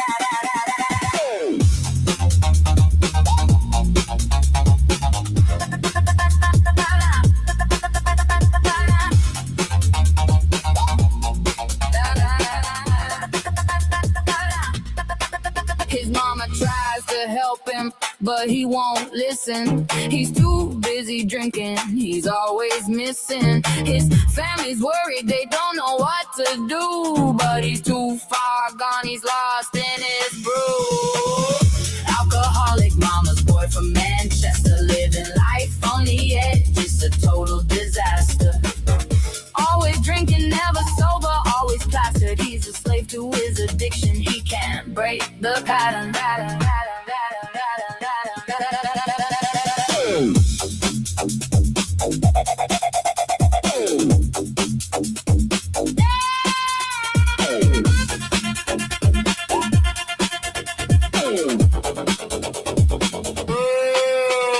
He's living in a haze, he can't see the light. He's drowning in his sorrows, he can't win the fight. But there's still hope, he can turn it all around. He can beat his addiction, he can stand his ground. Alcoholic mama's boy from Manchester, living life on the edge. It's a total disaster. Always drinking, never sober, always placid. He's a slave to his addiction. He can break the pattern. It's time to wake up. It's time to take control. It's time to face the truth and heal your soul. You can beat this addiction. You can find a way. You can be a better man starting from today.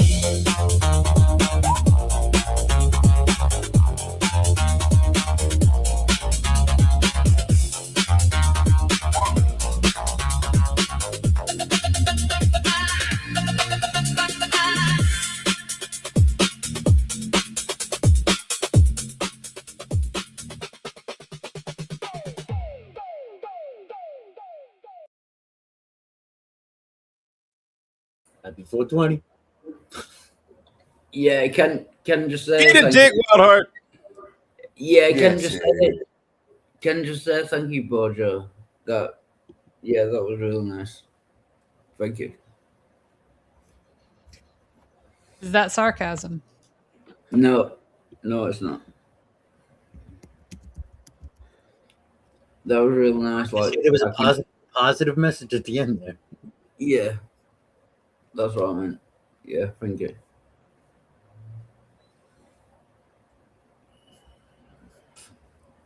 All right, what else is on the table? God no. No. God no. No God. God no. No. God no.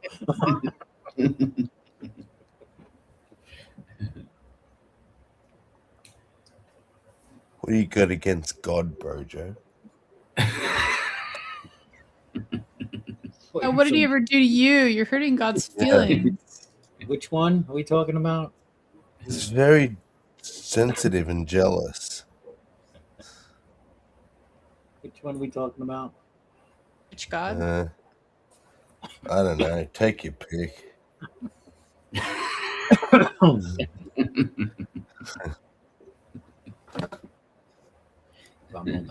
Verily, the force within thee is strong. Heed it and conquer all. There's a Yeah, Bible. but what is that voice? That is. Yeah, that was not not Yoda. Yoda, yeah. That was one of the Yoda race people. Like he was one of the Yodas, like whatever race Yoda is.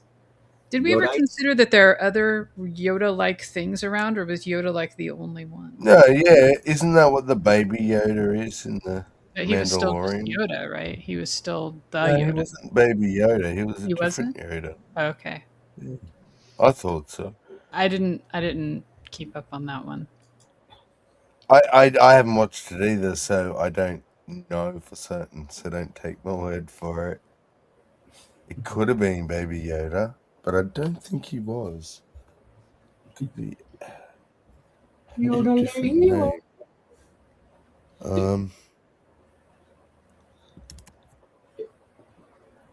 I would just say it.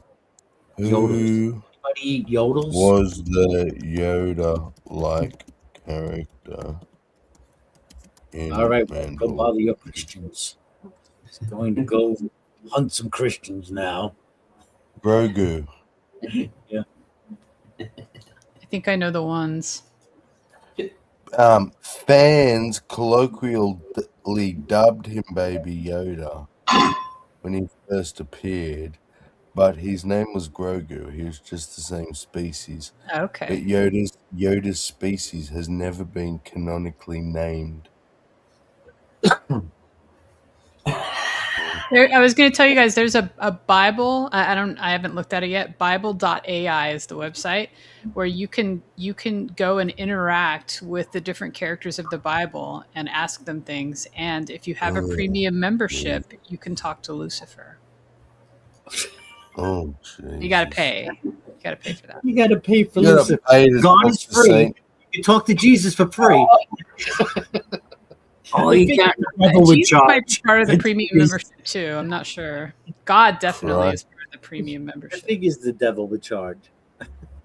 You can't do that, William Freeman. He says, "Thanks for the hospitality.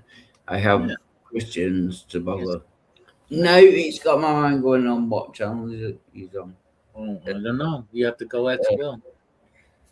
Yeah. Sorry, go ahead. I know. You want to go bother Christians too? Go. Yeah. Aren't you subscribed to Ace and Jill and? Yeah, I think so. Is JG. JG. I don't even bother no more. Sorry. Yeah. Gets old.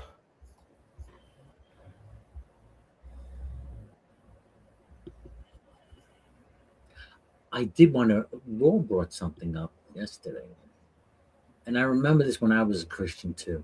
The whole I'm not religious, or Christianity's not a religion. It's a relationship. Oh, I hate that. Yeah, I have a It is a religion. If you're going to look at the definition of religion, Christianity is a religion. Yeah. And no, right? So you are religious. Yeah, I'm not religious, but I You have are a relationship with Jesus. Yeah, you fucking religious then. You know what I mean? You follow a doctrine of beliefs. There's belief system. There's ritual. Yeah. There's worship.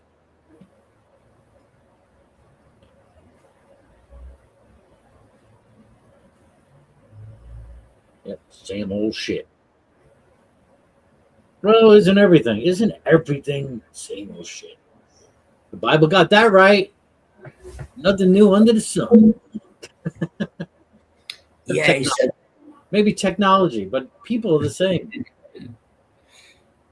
Technology changes, but people are the same. Yeah, but when they say there's nothing new under the sun, like DVDs new, so they're just wrong at that point. Do you know what I mean? No, I mean, I think it's about humans. Nothing new is with humans. Yeah, I get what you're saying. It's just a bad argument. Like, nothing is new under the sun, except things that are new, like DVDs and stuff. They're quite new. I'm not having a go at you. I'm agreeing with you. Yeah, it's just We got 9 viewers out there. Praise 9. See, we're starting a religion here. I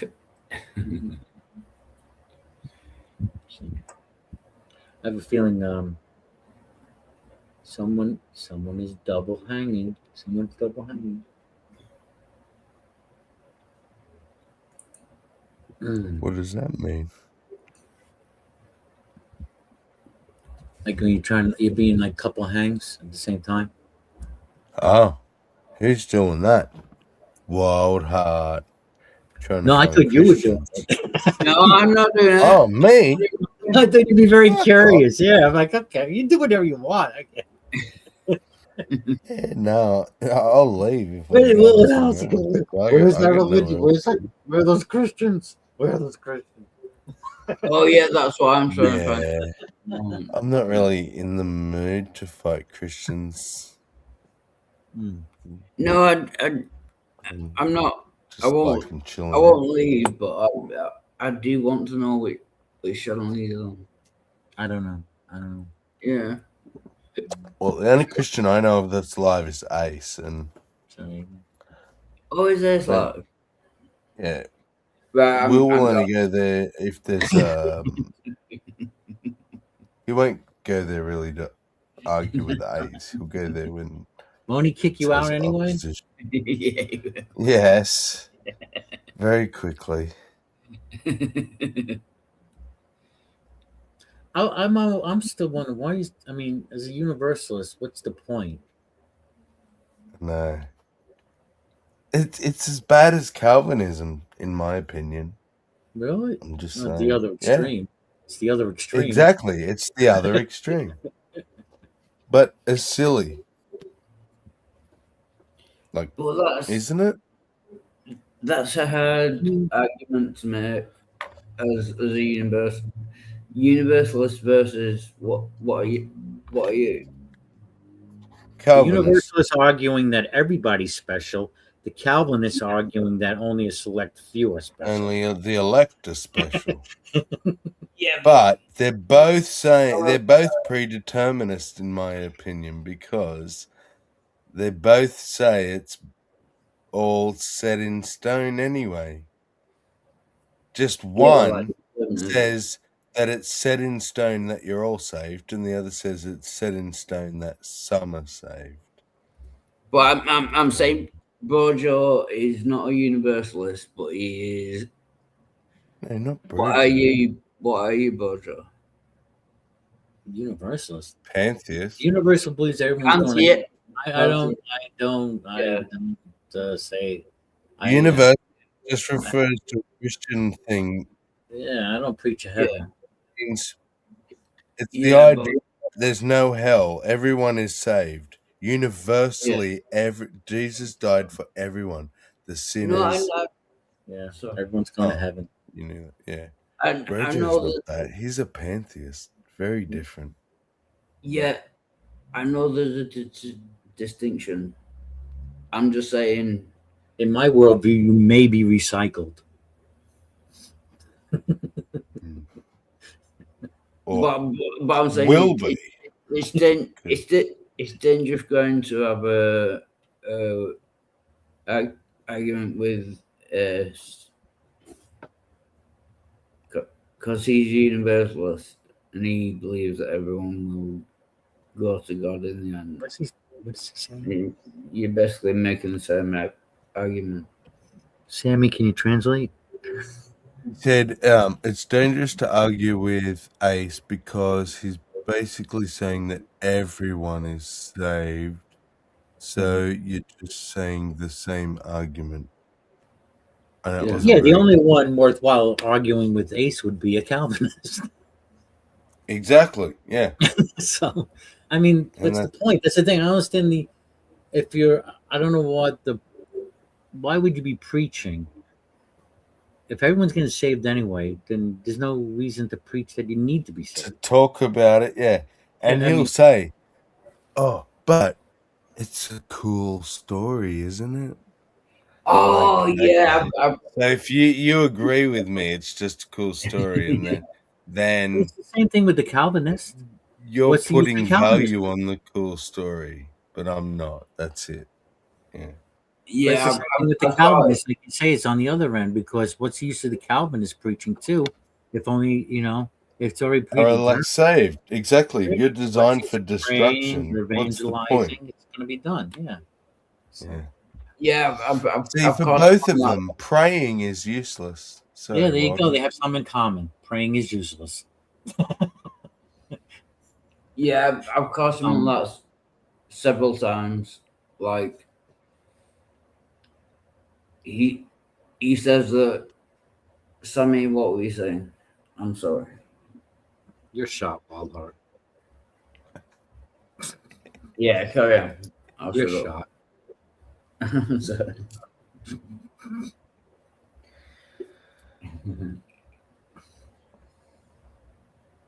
Saying that both of them have no need to pray because they both think everything was already pre-written, or however you want to say it.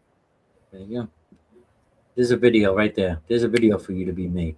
Universe and Calvinists are alike in this way. Yeah. And it's quite a few things, isn't it? Really, the only difference is the number. One says all, mm-hmm. and the other says no, just a few. All or nothing. All or one. Yeah. Yeah. All or Jill.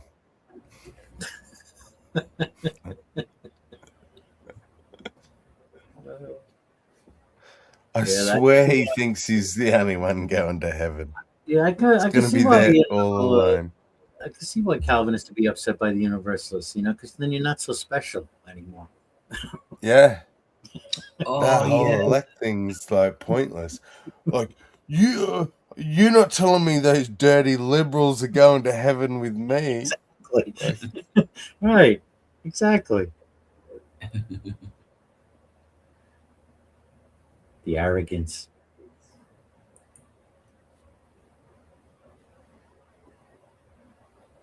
Yeah, it's like every Christian thinks they need to be special. Like I am in this special group that's got it right. No, not. Which is what's endearing about Universalists, though, is that they're not judging. They don't give a shit.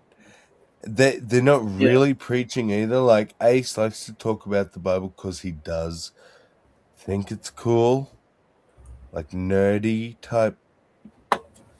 Thinks it's cool, but he doesn't give a fuck whether you believe or not, and he's not going to tell you to, because he thinks you're saved regardless. So yeah, that's what, like, I'm cool with that. If you're not telling me to do anything different, if you're like just be you and do exactly you, and you're still saved, then cool. Like I don't believe it, but I'm not against that belief. It's not harmful. It's not detrimental that I can see, at least towards me. I think it's detrimental when you believe incorrect things, but that's a him problem, not a me problem. So yeah, but I totally agree with that. Like, but it makes me wonder why, like he's because he kind of preaches. Do you know what I mean? But do you think yeah, that, mainly to opposition though. Well, I say mainly, but only really. Like he preaches in that's his channel. So like he wants to read the Bible and explain what it all means because he thinks it's so magical and wonderful and beautiful. If you don't like that, don't go there because he is Ace the Reader. His whole shtick is that writing with the fucking click clack sound like he's an old 60s black and white fucking detective, right? In his mystery novel or whatever. It's a it's a bit of a shtick. It's not. I don't really no, see I it get what. like the other Christians who are just like Jill, Praise, JG, take your pick. Any of the fundamental Christians. It's such a negative thing. It's like it's Like all about punishment and sin and brokenness and I mean, at least the universal message is a bit bright. Like, yeah, yeah. like of all the, I don't agree with any Christian view. I think they're all wrong. But What? Speak English. He doesn't agree with any Christian view, but he probably was going to say he thinks that universalists are probably the most positive, like the least offensive, I guess. Yeah, like if Christianity what was going to be true, if that is the truth of the situation, then I would like it to be universalism. I think that's the best. Yeah, no, I agree. And Isn't the he idea of said, heaven kind of evil though? oh. You think about it? The idea of heaven is kind of evil. Yeah, oh yeah, absolutely. Oh yeah. After I like an mean, eternity, because even a million years of the same thing becomes torture. So what does a billion years become? And but then unless you're now some weird robot that doesn't feel no. See, this is where no. It's the same thing with hell, because it is the if teaching people that there's going to be a better life and or a judgment for those who are not so nice in this present time, Right. just kind of relieves you of responsibility, or you just of doing anything here in the present time of this life. oh yeah. There's no accountability now. Yeah. No You'll pay for it accountability now, later. either for good or bad. Yeah. It's buy now, pay later. Or that false hope that there's justice for someone. I mean that because that's a hard pill to swallow. No, that someone is in a way because when they die, if they're a murderer, they're kind of getting away with it. Well, that's what I was going to say. The problem with the universalism is they think everyone from Hitler to Genghis Khan to fucking, And Ed Dharma, fucking anyone you can name that was putrid are all going to heaven to suck on Jesus' cock. Like, so That's not fair. Oh, that's just your human Well, it's understanding only fair of if you suck it. justice. It's only fair if you suck it before Genghis Khan does it. That's right. I'm going first. I ain't want no sloppy seconds. But yeah, that is I could see how that it's And that's where the Christians come up against Ace mainly with like but my feelings, it doesn't make sense. I want justice. I judgment, want but bad just people. judgment. Yeah, I want bad people to pay for it. Sorry, can I interrupt? It comes down to like, well, did Jesus die for all your sins or not? Yeah, exactly. Did he die for all the sins of the world or not? Or was it a waste of time? Can I just interrupt? Hello, Midnight. I've just seen Natasha. No, I haven't seen Midnight. His first comment was, "Walter is pathetic." Well, yeah, I mean, kind Oh, because you're a bit pathetic. drunk. You are kind of pathetic. Yeah, but it's just. You know, Wildheart, you're no different than a Christian. You're no different than the Christians you fight. Yeah. Yeah, your god is alcohol, is vodka. Sorry, get back to the topic. Yeah. Hey, you interrupted the fucking conversation. I did. So, yeah. Midnight, get your ass in here. Then you can actually speak. Some tells me that Midnight's had enough of you. Yeah, I don't care. I know you don't care. Right. Yeah. You don't care. So why should anyone else care? Don't be surprised if no one else cares. No, I'm fine. If no one else cares. I'm just saying, you don't care. Yeah. Right. We know you don't care. So we care less now because you don't care. Yeah, but that's how it goes. You know what I'm saying? Yeah, but 100%. The day, I think, I mean, it's been a couple, but there was some time when I said, blah, blah, blah, blah, blah. Like you're not tracking the conversation, and you're drunk, and you should just. Oh, I remember that. Yeah, and it was like, I don't fucking care what any of you think. Was the day I said, okay, I have to stop caring too, because it was starting to affect me personally. Yeah, and that's fine, and we can get back to the topic. I'm sorry. You are the topic. You are the topic. Keep drinking. You're the topic. Okay, guys. I gotta go get up and do physical activity or something. Oh, what physical motivated activity? Sir? Look, there you go. I gotta move. I gotta go pick up things. Yeah, I gotta pick things up, put them down.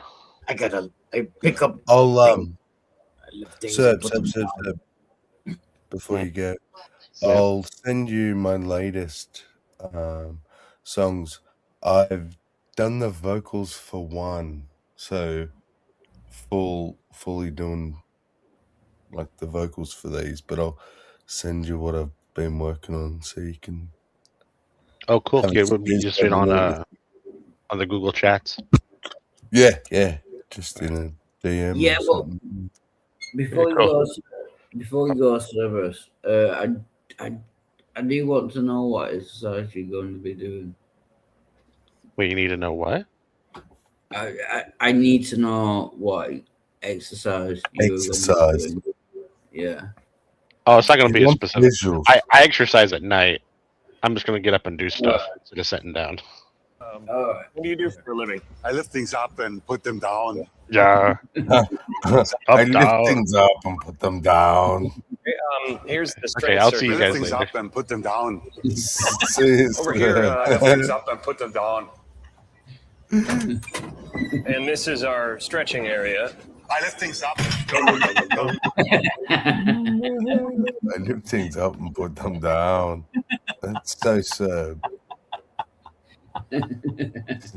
I got to go and lift stuff up. And Go and lift things up. But he's kind of right, yeah, because I'm sitting here too. It's like it's getting warmer out. The sun is out. Sorry, Australia, but it's getting warmer here. Yeah, screw you and your son. Can you see me? I should get out myself. I got to go eat soon and get out. Wild Hard, you can go bug Ace. All right, go bug Ace or whoever. I might bug it. Right. I said fuck yes, but I won't do that. But I'll do whatever you want to do. But it is warm over here. It's like warm. I heard you're having a heat wave. Fucking warm. You're having a heat wave over there, right? Right. So I'll leave now. Thank you, Bojo. You are a very intelligent.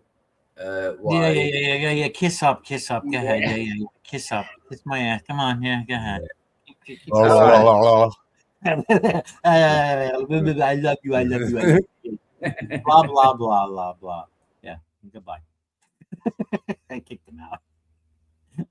Oh. Sammy, was it like 3 o'clock in the morning by you? 2:52, brother. Yep. There you go. Very close to bed. Okay. But I kind of have that old-fashioned 2 sleeps a day thing. I'm sorry? I have that old-fashioned 2 sleeps a day thing. I'll pretty much sleep from now, like 3 till, say, 8. I'll get up.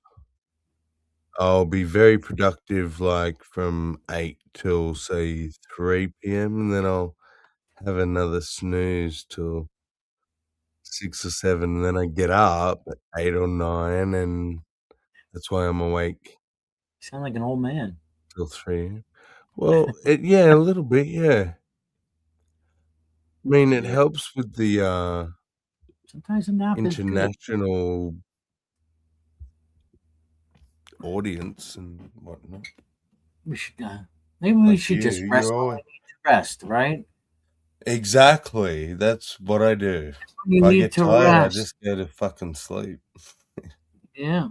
Or I know, like, if I'm like, you do a lot of labor, I know that. I mean, the older I get, yeah, I need more sleep now to recover. Yep. I get tired. Well, with that, I want to go make the best of the day. It's running away. Thank you, Sammy. Everybody out there, and perhaps we'll see you later. We do some poker watching. We did some last night. It was a lot of fun. Hung out with Serb and Will off air. I've been getting into that, so maybe I'll do that later if anyone's interested, or any other bright ideas you might have for me, because we're still going here at the cafe, everybody. All right, may the force be with you. Verily, the force within thee is strong. Heed it and conquer all. And it's gone. Poof.